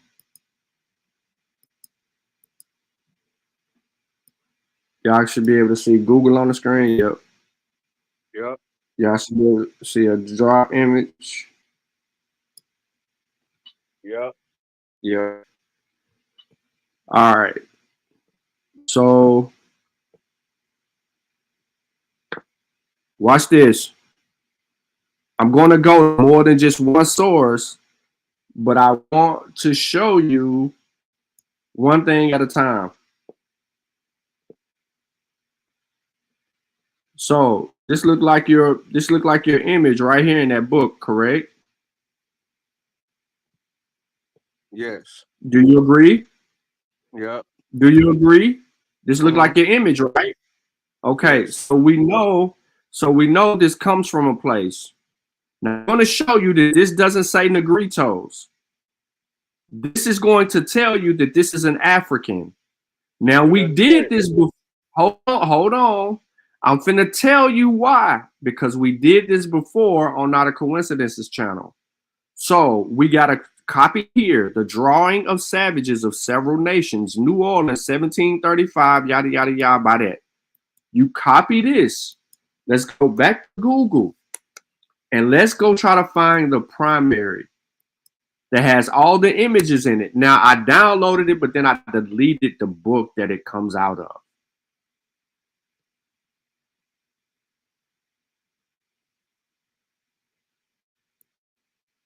So give me a second.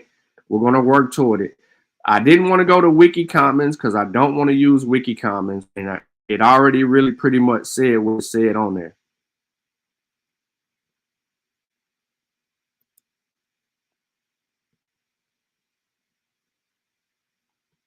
So everybody see that this is the same picture, right? You see it's the same picture. Okay, so this is the Peabody Museum, and it's on display. This shit's in a whole nother language. But we can clear it up. It's saying it's saying Negrito right there. So my It question doesn't is, say. when these people Hold on. We're not saying that this ain't Negrito yet. And this is why I'm finna tell you why we ain't saying this Negrito yet. That's what it say within the text. I mean, within that picture. It say Negrito right there. If you zoom in, you can see How Negrito right positive? there. How positive are you that it says Negrito? Because I zoomed in. I already zoomed in Let me low. ask one more time. How positive are you that it I'm says 100%. Negrito? I'm 110. You're 100%. So where do you see the T at in the word Negro? It's right behind the G. I'm gonna ask one more time. Where do you see the T? Where? Okay, so where's the Negrito? Is Negrito.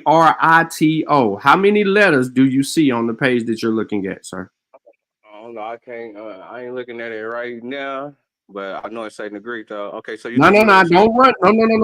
Don't I ain't run running from it, from it. because look, I ain't running from we're it. going to get to the primary, and we're going to read the I brought you description, the and it's primary. going to tell you. No, you didn't. It's going to tell you. It's going to tell you that this is a African on this page that's in black. That is not a Negrito. Now, That's the what it reason that say. I What? am telling, Hold on. What do it say on the page then? bro, listen. All right, so hold on. Let me go find the primary, bro, so we can get No. What do it directly say into. on? Let's just know what it say on the page, and then let's go to the primary. Hey, Sean, you can pull it up by the artist, but it's going to be in French if you go to Wikipedia.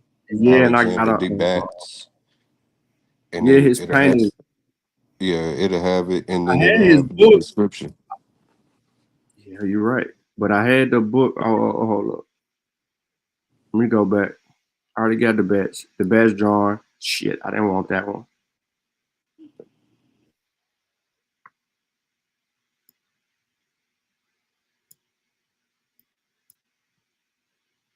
Cause that's where it's at. Smithsonian. No, it's Let me right there get. on the page. Just zoom in on that picture that I show you, and it say the word. I don't even know Oh, what you're wait, looking no, it for. doesn't. It doesn't say Negrito, Okay, bro. what do it say? Do it say Negrit? A No, it Negress? say Negro. It says Negro. It say Negress, huh? No, it doesn't. It say Negris. It say No. Negress. What is Negris? But what happened to Negrito? Where that now that disappeared? Vino? It don't say Negrito. Basically, I know it don't. basically, it's the female. So it's Niggerish now. Negrito don't ain't there no more, right? Vino. But I know it got something to do with that. Huh? What? I know it got something to do with that. I want to Y'all know can't see the tab. Y'all can't see the tab that I'm on. My bad. was they already here, or was that person brought here? Wait, but are we talking about Negritos or a new person now? That The picture is from person the in that picture right 1700s, bro. there, It's from 1735. in that picture right there, was that person brought here, or was they already here? The picture is from 1735, bro. Okay, was they brought here, or was they already People here? is here.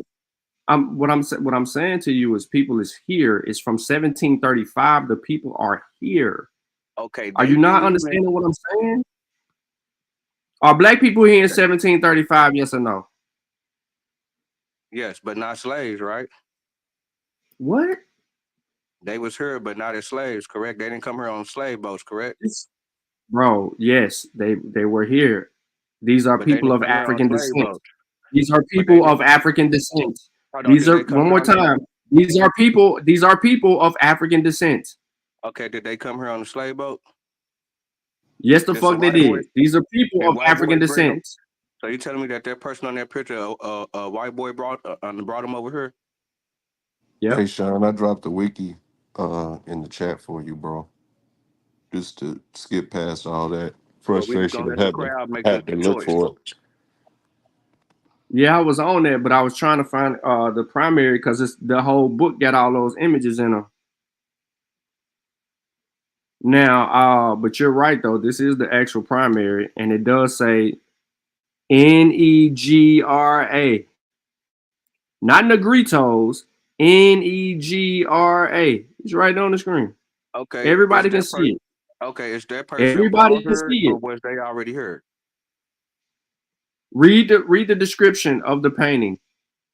It's a watercolor sketch of 8 Native Americans of various tribes and 1 boy of African descent. I told you that because we had the shit before within the same book that we was reading out of some other shit with you a while back. Stop, man. The Native American on the far right with the pipe. Scroll down some more. Scroll I down took some a, One more. boy of African descent, huh? Scroll down some more, One yeah, boy Sean, of and African it's gonna give descent. you he ain't going He French. just right there over where it there. He says just over there right there. dressed like the Hold Indians. on, Vino. Click on that, Sean. But you're gonna have That's to translate. crazy. That's You're gonna have to crazy. translate that I got it. if it'll let you.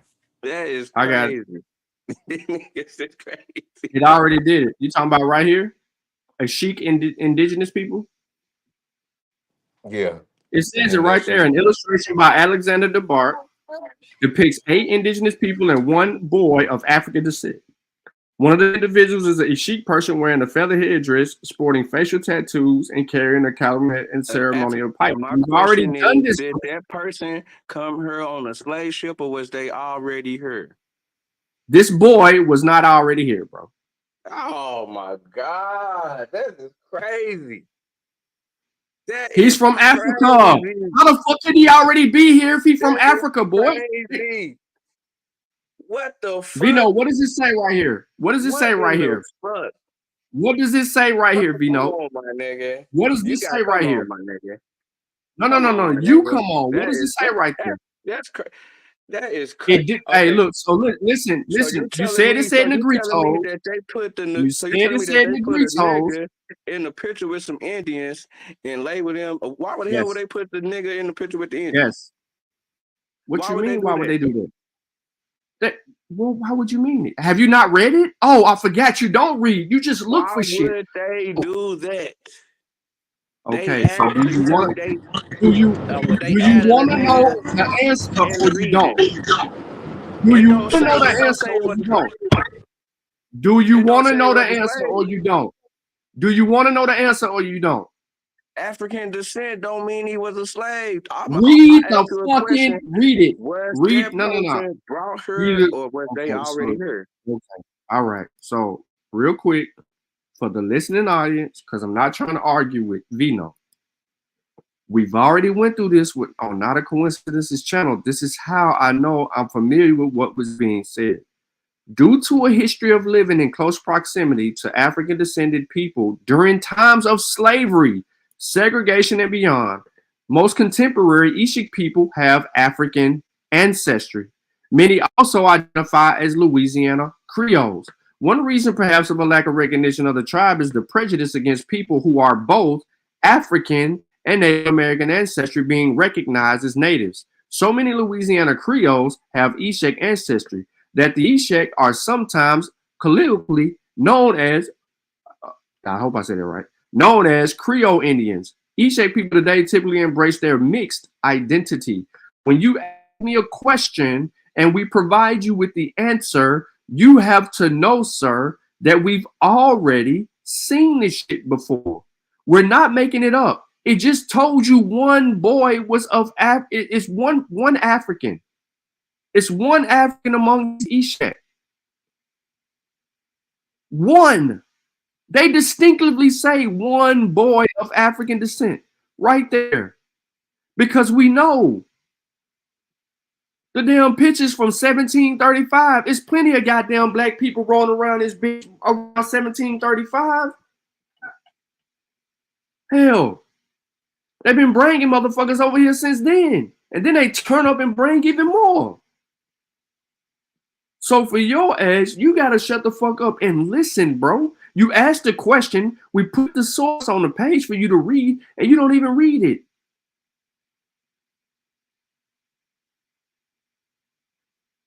It said the Ishak are likely the Han people who rescued the shipwreck Kabaza Divaka in 1528. Based on this documentation, this means that the Ishak were among the first of many indigenous nations for whom colonizers noticed both the cultural acceptance and transgender people and marriages that were not heterosexual.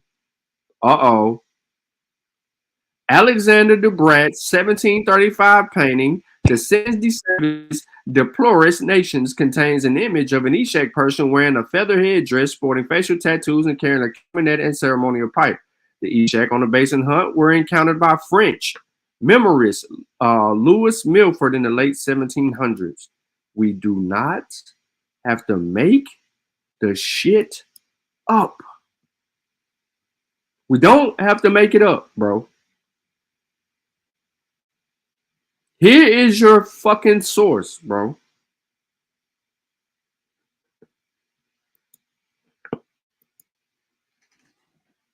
When you tried to sneak and say Negritos, you was wrong. The niggas found the ship. The niggas found the ship now? What? Did you not hear it? A ship was found? That is not what it said. That was not what it said. What did it say about the What ship? does it say? What does it say right here? Read it. What does it say? What does it say? Shipwrecked in 1528. Was they not coming over this motherfucker? Who shipwrecked in 1528? In the United States? In Louisiana? Is that what you're telling me? In 1528? So this is before, 1528, so this is before motherfucking DeSoto and shit, right? No. Yeah, DeSoto was 1540.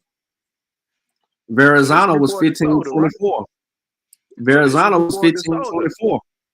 Verrazano was 1524. So you telling me that they Columbus was 1492. There was many Spanish people. So you tell me are you not listening? Are you not listening, bro? See, your mind is in many different places, and you're not slowing down to think. The Eshek Indians rescued some motherfuckers who shipwrecked. Do you know where they located at, bro?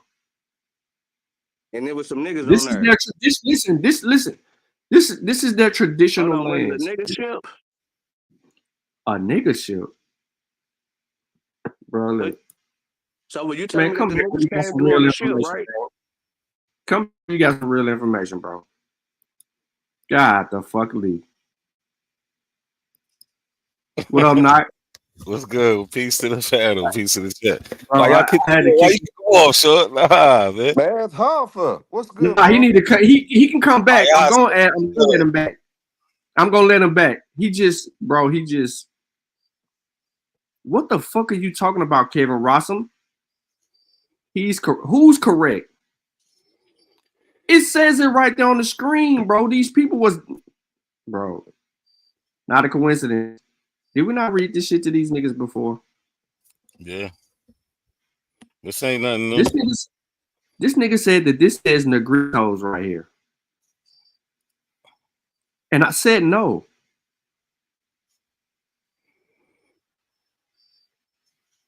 No, it says Negro.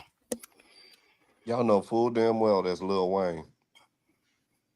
That's facts. He a Blood Annie from New Orleans. That's Lil Wayne. No, hold on real quick. Look at Kevin, dumbass. Y'all don't know how to fucking read, bro. I put it up on the screen.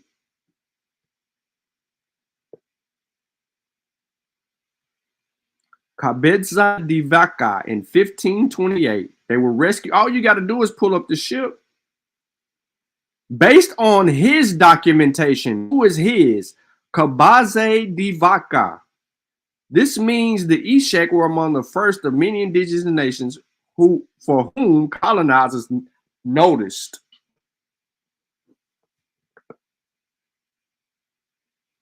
Y'all ain't even looking this up. You still in the chat asking questions. All you got to do is look it up. It's on the screen. You can support it by simply putting in the person's name and finding out who this person was, bro. But because you're not going to do the work, we're going to keep it simple for your ass. And Vino, you can bring your ass back. I just needed to kick you off for some clarity because you was asking some dumbass shit. So Albert Nunez Cabeza de Vaca was a Spanish explorer of the New World. one of 4 survivors of the 1527 Narvaez expedition. During 8 years of traveling across what is now the U.S. Southwest, he became a trader and a faith healer to various Native American tribes before reconnecting with Spanish civilizations in Mexico in 1536. We don't have to make things up. Again, it says the shipwreck around 1528. This says he's one of the survivors around 1527. Cabaza de Vaca is sometimes considered proto-anthropologist for his detailed accounts of the many tribes of Native Americans that he encountered. All you had to do was put this man's name in there to see what it says about who he is, where he came from.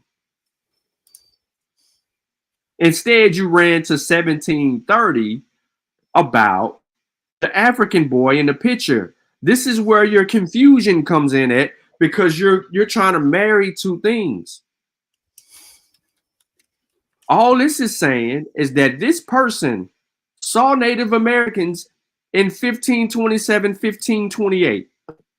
That's all it's saying, because he shipwrecked near where the fuck they were. They were the Eshak. The same Eshak we would speak to damn near 200 years later. They got a goddamn African in a painting from 1735. You can't marry the two. They're two different things. You want to talk about this little black boy that's of African descent in this picture, and then you want to talk about this account that occurred 200 years before the black boy in this picture. Which one are we talking about?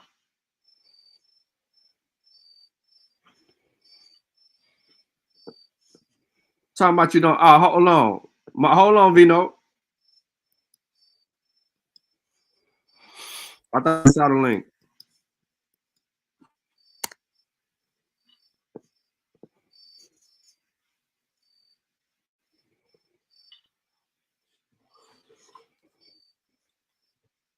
No, there's no claim of an African claim 1528 when the African arrived off a ship. There's no claim of that. That article does not claim that at all. You made that up. You made it up. Okay, is it me or somebody else got reading comprehension? Somebody else want to get this a go? Where he at? Here come Vino, but I'm talking about this dumbass Kevin Rossum in the chat. No one claimed that there were Africans arrived in Louisiana in 1528. No one said that. They said the motherfucking Spanish dude shipwrecked near Louisiana and was rescued by the Eshak people. Them same Eshak people that's in the goddamn painting that we had on the screen. Now, I'm gonna be quiet real quick. Now I'm gonna let it, not a coincidence happen. Hold on, what? I'm fill me in because I wasn't really I didn't. Your boy Vino, I guess was on smoke. Hold on, Vino. He was on Smoke Signal Channel talking with Willie and everybody else, and he pulled up this picture. Yeah, I seen that. So he pulled up this picture and said that it said Negritos by the black boy. So he tried to call this Negrito people, saying that they was in the Americas. He said it says Negritos right there. How can you explain the Negritos in America? Now, he didn't know the painting is from 1735. That he did not know. I know it ain't like I just didn't zoom in on the words in a long time, but I knew it had something to do with hold on, Vino. Just hold on, Vino. Just hold on. I'm gonna let you talk. I knew it had something to do with some niggas. Vino, I'm gonna let you talk. But the painting is from 1735, bro. It's gonna be some niggas around Louisiana and all over this bitch around 1735. That's dressed like Indians. This nigga ain't dressed like the fucking Indian. Bro, did you not read this shit? He dressed like a slave? How does a slave dress? In 1735. I'm saying In 1735, in 1735, Vino, how does a slave dress? They was dressed like the colonizers. But hold on, Vino, why are you calling him a slave? Nah, I'm asking, was they already here or was they brought here? They was brought here, but why'd you call him a slave though? Because he ain't dressed like no slave. How the slave dresses though? So if The he slave don't is dress it, dressed. hold on. If he don't dress like The a slave, slave is why are you property, calling him right? a slave? I'm saying the slave is property, right? No, but you said he's not dressed like a slave. So why are you He's calling not him a dressed like a slave? slave, so that's because y'all trying to All label right, he's not a him. slave then. He's not a Y'all trying slave. to So what's the label problem? him as the white people brought him over as a slave, but he ended up being an Indian. He's a descendant of Africa. And I'm asking you, was these people brought over here or already here? How many times you gonna ask the same question? They was brought here. Then why is this nigga dressed like a damn Indian? Why is he dressed like a native? Because because he was either adopted by them. I'm trying to find it because he adopted. He was. That's what your source says. Your source says he was adopted by it. Now my source don't say that. You know what I'm saying? I does. brought a book. I know the book you brought says it. Okay. It says Southeastern Indians,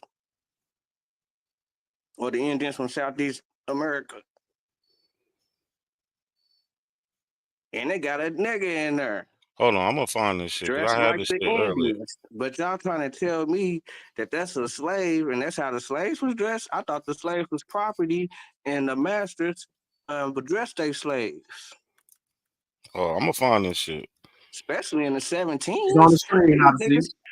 Nah. I'm talking about where he got it from. Where he got it from, it says that the black boy was adopted by the Indians. So we could just shut him up from. I'm just trying to find this shit because I had this shit earlier. I don't know where the fuck this shit at. The little boy ran away, huh? What? The little boy ran away, huh? What are you talking, bro? What the fuck are you? Man. You just be talking. I'm saying. No, you're not saying. Right there in our face. You're not saying because we all understand. What? I said, they putting it right there in your face. They didn't put anything right there in our face. What they put in your face, you couldn't even fucking read. Yeah, what Sean showing you, they're saying he's African. So I don't see the point. Due to history of living in close proximity to African descended people during times of slavery, segregation, and beyond, most contemporary Eshak people have African ancestry. Many also identify as Louisiana Creoles. One reason, perhaps, for a lack of recognition of the tribe is a prejudice against people who are both African and Native American ancestry being recognized as Native. So many Louisiana Creoles have Eshak ancestry that the Eshak are sometimes colloquially known as Creole Indians. Eshak people today typically embrace their mixed identity. What is the problem? I'm telling you that it's black people that was already here that they wasn't brought over here on no. Oh, they were not. They telling you where the black people descend from. Nah, they naming anybody that look no, like they not. No, they not, because they simply made distinctions. Bro, in the ethnic identity of the people in this image, they made distinctions. In this 1735 painting, they said the Native Americans lived in close proximity to the Africans during the times of slavery, segregation, and beyond. They said that. So how do you come to the conclusion it's saying something other than that? This is what I mean by information, bro. Like, how do you come to these conclusions without the evidence? You just look at a goddamn picture and say, oh, with the Indians. How did the kid end up with the Indians? So you saying they adopted them? Is that what you said? What did I just say to you, bro? Did you not hear You what I told me just that they fucking said? adopted him. No, listen to what I just said. Due to a history of living in close proximity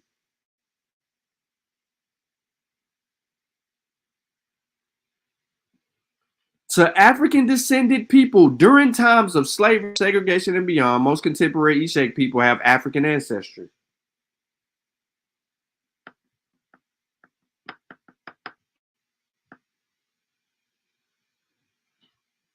It's that simple. Do you Yo, understand? share my screen because I found it in his source. So I don't even know why he's saying this shit. And he didn't show the whole source either. I had this Nah, image. yeah, but look, so this is the book. This is Southeastern Indians. Remember, this is the book he was Yep, that's referring the to. source. You know, this is the book, right? Yep, Hold on, but that's I the book. can't see it. Yep. So I told you that That's it the said book. that they was But I adopted. It said, can't see nothing on my screen. I'm gonna read it to you. So, It says figure zoom in, 62. Odyssey. Oh, I Zoom got in, you. Odyssey. There you go. So this is on what page is this? 254 in your book, Vino. You need to look through the whole book. It says figure 62, various Indians living along the Mississippi River. The woman at the lower left is an enslaved fox. She is evidently processing an animal skin. The Negro boy was evidently captured and adopted. Drawn by A.D. Bat, He was captured 1735. and adopted. Hold Yes, on, he was that's what captured you're and so. adopted by who? Don't hold on, Vino. You need to read the book and find out. From another tribe? This is your source, He was brother. captured and adopted by another. This is Hold your on. source. So So you look, tell me that they ran up on? Yeah, because he was from another tribe. it doesn't say that. Now you saying that they took him away from somewhere, right? That they I'm kidnapped not. him.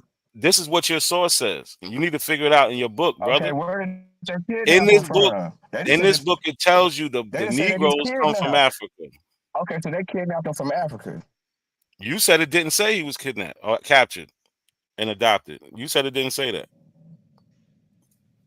No, but I'm saying y'all said that he was adopted. Hold on. You said it didn't say he was adopted. I'm telling you the source said it's adopted. And the source says that No, man, I didn't say African. that. They didn't say that. I'm saying that y'all said that he was. Did you ever read and this I'm book? telling you, and I'm asking y'all. Y'all telling me that Indians was adopting black Nah, he ain't read motherfuckers it. back then? Did you ever read this book? You know.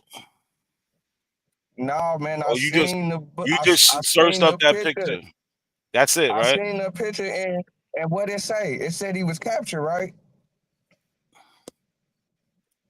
You see what it says. He was captured from where? You need to read the book to find out. You said it read it. They say that the Negroes come from Africa. That's what the book says. And What up? stop What it, up? man. What up? Because they saying that all black people that got their skin tone is coming from Africa, but they can't prove that because niggas is already there. What up, now I the already coincidence? What's proved happening? that whenever I Willie, showed what's that the good? niggas when Balboa found the niggas. Listen, Stop it, man. listen to the video. He's stuck, man. This shit your He captured transmission from stuck where? in Y'all tell me neutral. that they captured him from some damn slave owners? Listen, bro. He got captured from some Indians. They ran up on the slave owners. This is what your book is saying, bro. Man, stop it, because it was another tribe. This is what your book is saying. It says, Yeah, he making up other shit. Vino, you look, never read this shit. this is Bro. what You never look, read remember. it. Oh, look, check No, this out. you never read it. Damn, where'd I go? It was After Southeast was invaded, you just passed it. hold on, I gotta go to 254. Watch this. Watch this hot shit. He need to read his book. Let me find 254 again. This is gonna end it right here. This is gonna end it. He ain't got the whole book. He ain't got the whole book. This is gonna end it right here. Watch this, Sean. This is immaculate right here. Yeah, couple more pages. Yo, I promise this is gonna be beautiful right here. Watch this, y'all. All right, let's go. All right, here we go. What figure does it say it is? It says figure 62, right? Can y'all hear me? Yeah. All right. We seen it said figure 62, right? So let's read this. After the Southeast was invaded, by whites from Europe who also brought in blacks from Africa, genetic admixture with Indians began, and it continues today. See figure 62 and 110. So they're telling you the Africans and the Indians did what? Mixed. They're not two of the same people. They're not two of the different shades of people. These are two different people. The blacks are from Africa. This is what his book says. This is not a different book, Vino. This is your book. And when it's talking about blacks from Africa, they're talking about one of the references they give is see figure 62. Do you understand that, Vino? Where they're showing an African boy. Hold on. Is this a new book? No. Don't say shit. After the Southeast was invaded by whites from Europe, who also brought in blacks from Africa, genetic admixture with Indians began, and it continues today. According to one study, present-day Cherokees show a substantial genetic mixture with whites, and present-day Catawbas show about 50% white admixture, in contrast to Seminoles of Florida, predominantly Indian, with some individuals having small amounts of white, and it's going to say blacks. The whole point, you got to go to the next page. That motherfucker from Nashville, and black admixture. Indian genes also show up in many of the unusual racial isolated or little races of Southeast groups like brass ankles and Halawas, the Melagions. Scroll back up real quick, real slow. Not a coincidence. All right, stop right there. That you brought another book? It's the same book.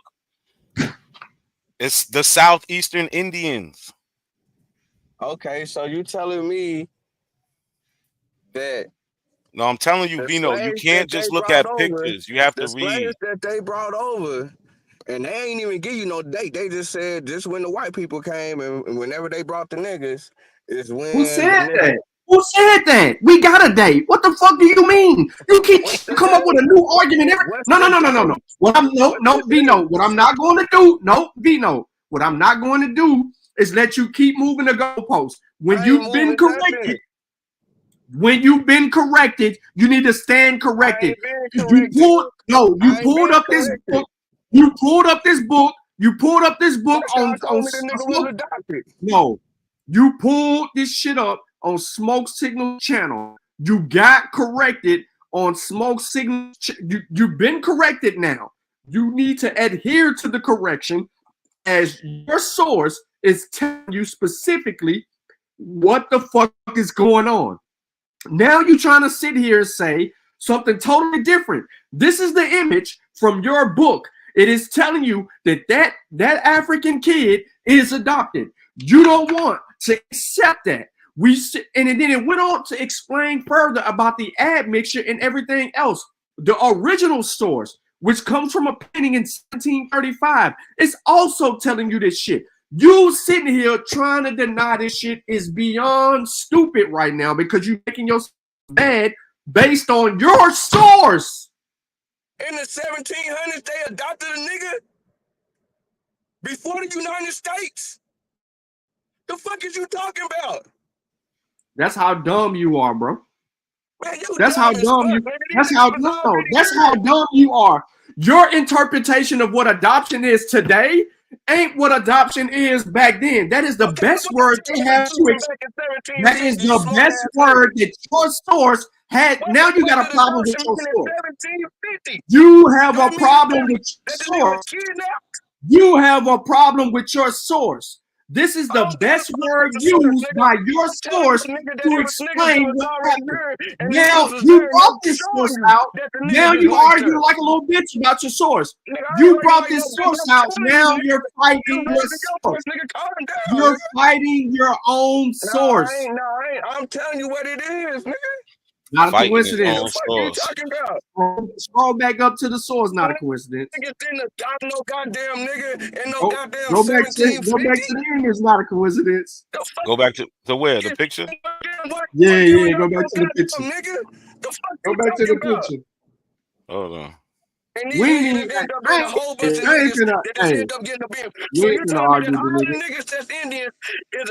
argue with the nigga. We ain't finna argue with the nigga. We're gonna put his source on the screen. All the niggas There's We ain't finna translation argue with Indians back then. Yeah, They they you. either adopted or they mixed. Yes, that's what we're telling you. Yeah. We ain't finna argue with you. No but that black What your don't person even source started go say? the off way as the an Indian. goddamn No, no. man. Stop it, What man. your Y'all source niggas say? is goofy as What your fuck, source man. say? What What your your source source say? say? Goofy as fuck, man. What your What your source source say? say? You goofy. So Sean, this is what he did, right? Let me show Nigga, you that what he he was did. captured. Well, Let that me he show was you what he captured. did. So look, he show you the picture in the beginning of the book, right? Uh-huh. He show you this picture that it don't give you no context, Yeah. nothing. That's as far as he could. Yeah, that's as far as he could go. He That was didn't go past. This is the first page. Like, look, this is the first. Look, this the cover.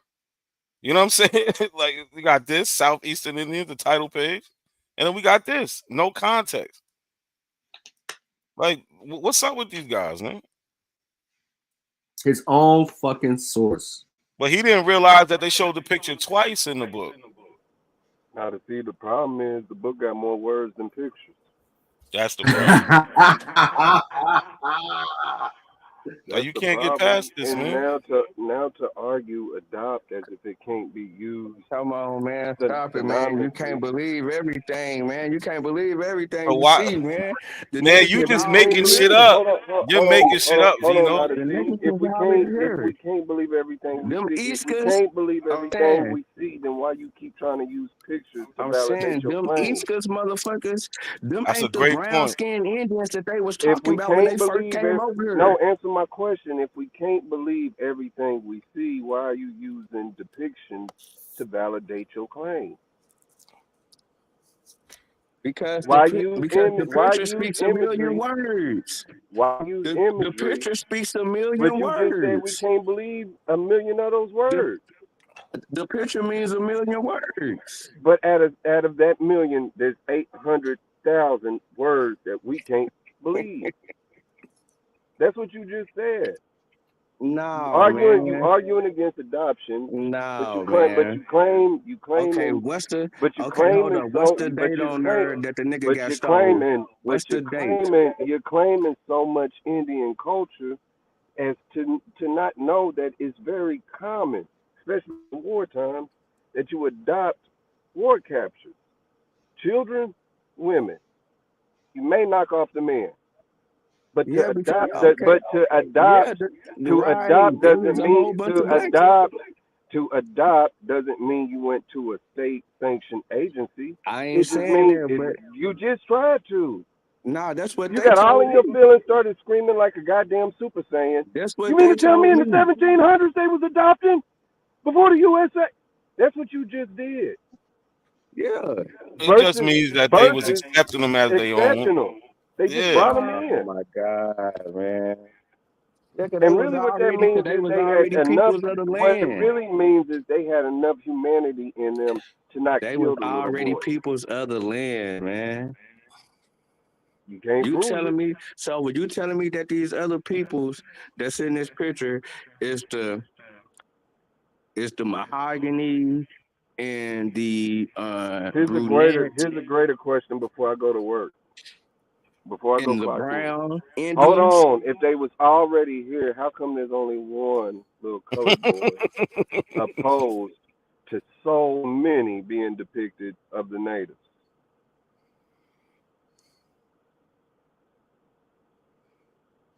Was he You a the one chief? man tribe? Was he a one man tribe? I'm Make it saying, make man, sense. I brought you the chief of the U Chiefs. Lord. I Answer got that the source question. for that too, boy. Oh boy, boy, Answer, boy. but You before I got go in, just hold answer on. that I thought question. you got me the first time. You have to Why in this source that we're looking at now? I Why is always it got just you. one? Yes. Why is it just one? Y'all like to use melanated and all that other shit. Why is there only one dark one? If they was already here, shouldn't there be at least 2, 3? Shouldn't it balance out some? Yeah, I mean, there's some other pictures where where it Or is. could it be that this was so thought provoking to the original artist of this that he had to depict it? Wasn't no Polaroids back then, but that stuck in his mind. Like, damn, they had a little African over there with them. this They group is called different. everybody that was black Maybe we should skin. They investigate. called everybody Maybe that we was should black skin investigate the and put at son of least a Ham. million words with this Go ahead, picture. did Could that But be that why was the the book reason was for them written? to. Yeah, but that was the reason that the Pope said that they can enslave them. Man, no, it's not the reason. It was a Never code, gonna nigga. never He gonna said if they were not investigate. Christian, it ain't had nothing to do with no goddamn son of It Ham. said to him it was No, automatic nigga, because they were descendants of him. no, They it had automatic everything to slaves. do with their religious beliefs, nigga. Yeah, this is right after the man. This is right after. No, I know this right after nothing. Your ass keep getting refuted. That means your worldview or understanding is stupid. You stuck on stupid. Nah. You got refuted. You went over there and had your chest out. Now you got your motherfucking chest caved in. You got your motherfucking chest caved in, I nigga. didn't get refuted. You came over here and got corrected.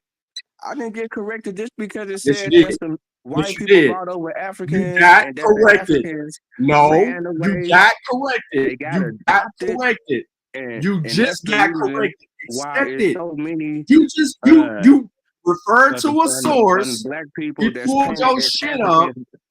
We pulled your it's shit black people up, that's painted as and Indians in you the got 1700s. refuted. Come on, man. We pulled your shit up, and you got refuted. Period. Point blank.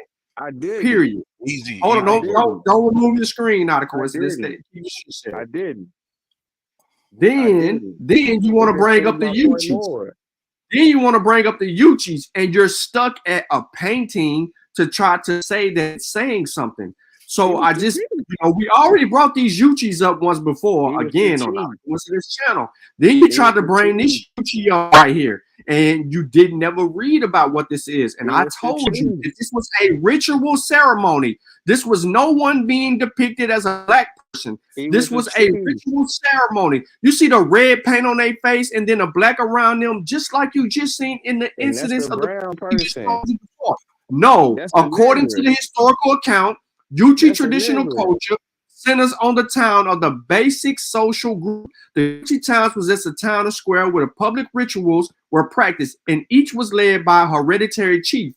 The most important of these rituals was the green corn ceremony, an annual harvest ritual that was practiced in various forms by the southeastern tribes. These structures and town ritual continue to characterize Yuchi life today. I can continue to read to this, but I am letting you know that this is a ceremony. This is a ceremonial painting. This ain't nobody depicting a black person at all. You tried to sit here and play this game, nigga, and I'm going to give you this source because you need to read it so that you can understand what the hell is going on right here in this image. So while you sit over there, while you sit over there saying all that crazy shit that you, no. While you sitting there, and I told you that I had this before. The image that you're talking about. What do you mean I'm not showing it? You're not showing the image that you're talking about. No, hey, don't worry. Not a coincidence. Keep your screen share, bro. Keep your screen share. You know exactly what I'm talking about. The same shit that you've been talking about. The same shit you've been talking about. Philip George Frederick Von Reck painted this. That is not a black person. That's not a black person. It's not a black person. Zoom in.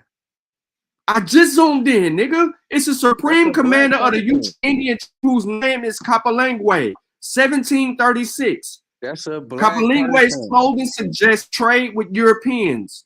This is not what you think that it is. It ain't what you think that it is. No, it's not. Because it's sitting here telling you what they got going on. That's a black person. That's a black Indian. No, it's not a black person. It's not. It's not a black person. It's not a black person. It's not. He got on war painting shit, ritual painting. It's not a black person. Yeah, he had on some black and red paint. We seen that. So, God damn. Now you admitted that he had on black and red paint. But his skin, the color of his skin, not a black person. Well, he didn't want to admit it last time. He didn't want to admit it last time. The color of his skin is brown. He didn't. Now he's got black and red paint on.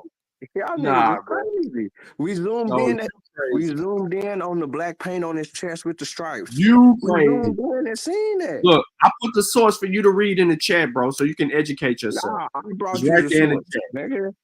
You didn't bring me nothing. Yeah, nigga, I brought you the source. You didn't. No, And you you didn't bring still me ain't corrected anything. nothing on that. He was the chief. What are you talking about? Yes, you just got Yeah, there was a corrected black person. several times. What are Yeah, you there was talking a about? black person. You keep They listen. ended Stop your up getting talking. Stop your misclassified. talking, and go pull up all them sources we put in the back. And not a coincidence. Just put up your article, your book, and just proved you wrong. So No, why he is you sitting there didn't. looking stupid? He's saying that he captured and adopted. Read the screen. Read it. He captured and adopted. Read it. What does it say on the screen? All of the black people that's dressed like Indians in Read America was it. captured and Vino. adopted. That's what Read they it. want y'all to believe. Read it. Vino. Read it. They Read want it, y'all to bro. believe that all the black people Vino. that's Read dressed it. like this Vino. is Read the captured screen. and adopted. Even the Vino. last Read picture the that they screen. showed, Read the screen, they Vino. want that to say that. It Read say the screen. No, the they don't. Negro boy was evidently captured, evidently Read it, Vino. captured and Read it. adopted. Read it, Vino. Read the whole thing from various Captured Indians and onward. adopted. Read the whole figure 62. Come on, man. Read the whole figure 62. It say the Negro boy was evidently No, that's not what the fuck I said. I said read the whole figure 62. From the first word to the last word. I ain't gonna read it. Oh, okay. All right. See, what else you got for us? Like coincidence? This nigga's done. Yeah, he's cooked, man.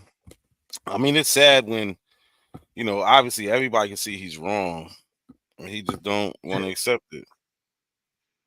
That's the bad part. Like you had a bad source, bro. You didn't do any further investigation, and that just seems to be your problem. You just keep finding a picture and running with it. That's his whole game plan. He finds a picture and then listen. There's nothing you could do to make black people here before 1492. Nothing. There's no evidence of it. Or the sun shines in America too. Indians ranged in skin color, so we can't play that game. You're tripping, bro. I don't get that part. He's gonna try to just make it. You know what I mean? He's gonna take the Indian up out of being an Indian and shit. Oh, that shit crazy. Let me see. Right. Oh, here it go. Right here. This page 29 in his book. The last paragraph on page 29.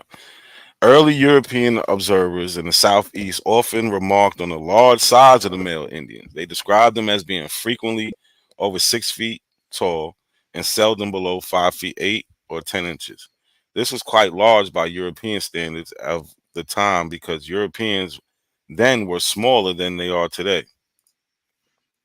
On the other hand, several observers commented on the small stature of the Creek women, who were said seldom to exceed 5 feet. Hold on, not a seat. Your page ain't there. Hold up. It should be. They're saying nah, it's just on the image. There you go. Oh, yo, Ramon, you gotta hit. No, you good. I see it. I see page 29. Go ahead. So James Adair noted that the Chickasaw were much taller than the Choctaws. A surprising difference in the light of the fact that they lived near each other, were culturally similar, and spoke mutually intelligible languages. William Bartram, writing in the late 18th century, described the Cherokees as being the tallest of all and as having skin of a lighter color than the Creeks. The skin color of the southeastern Indians was described in colors that range from olive to dark. The fact is that the Indians are not heavily pigmented, but they have the capacity to tan darkly with exposure to sunlight. And this undoubtedly explains why the Cherokees in their cloudy country were lighter in color than the Creeks in the sunny Alabama and Georgia.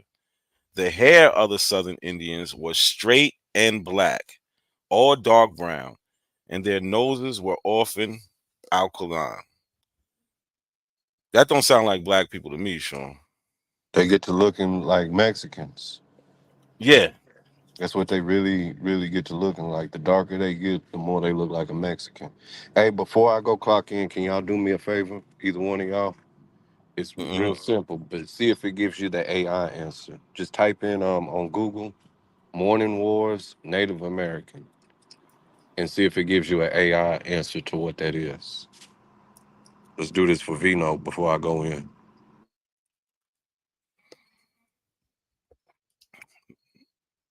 You said type Morning Wars? Yeah. I got it. Morning. Does it right there? Is that you not to see? Yeah. Look and see if it says adoption on there. Particularly or captives.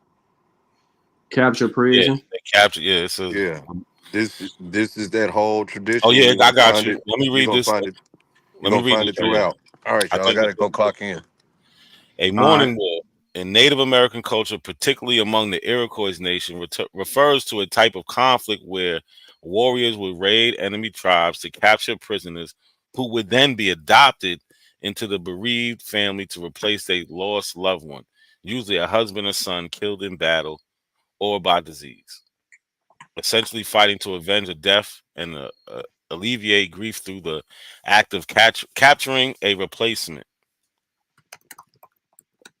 You're supposed to know this so your tribe don't die. That's why you kill off the men, because they could have carried their customs with them. Mm-hmm. But you get the children, you get the women, they more what? More conducive to adopt your ways. Facts. You know, the kids, you could teach them from young. And the women, you know, you could force them. You got that power over them. So, yeah. But Vino wouldn't know nothing about nothing like that. He just looks at pictures. But peace, y'all. I'm going to jump off of here. All right, peace, Yeah, I'm vibe. getting it in this John anyway, man. We're right at 3 hours. But yeah, now to see, appreciate you coming up, bro. I'm gonna go ahead and end. We gotta go to a football game. Yeah, my son football game getting started, so I'm gonna have to rush over there and watch my son, his team play. Okay. I might start one up, man. I don't know. Yeah, start one up. I'll hop on that joint. I'll hop on that joint for sure while I'm over there cussing out his football team because they ain't doing something that I want them to do. Yeah, it's football season now. But yeah, yo, you already know, Sean. We're gonna, you know, the weather changes, so we're gonna pick these lives back up, man. Well, my family, they want to be outside, so they be dragging me around. I ain't been able to do the lives and shit, but yeah, we're gonna get busy though. Well, I'm definitely about to start one up. Fuck it.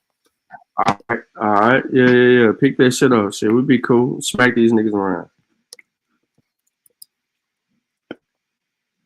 All right, y'all. Look, make sure y'all tap in, man. Not a coincidence, about to be live. Appreciate all y'all tapping in. You know what I'm saying? Good little 3-hour bill. If you missed it, catch the replay. It's your boy Sean P in the place to be with Not a Seat. Catch us over there on his channel. Peace.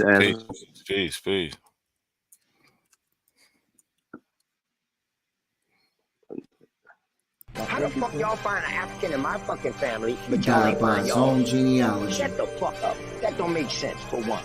Listen, y'all don't know what y'all did. I feel like you standing on business. Y'all lied on me, because y'all won't even know if that's me. And if y'all can trace that shit back to it's me, it's only 2 people in YouTube that got my information.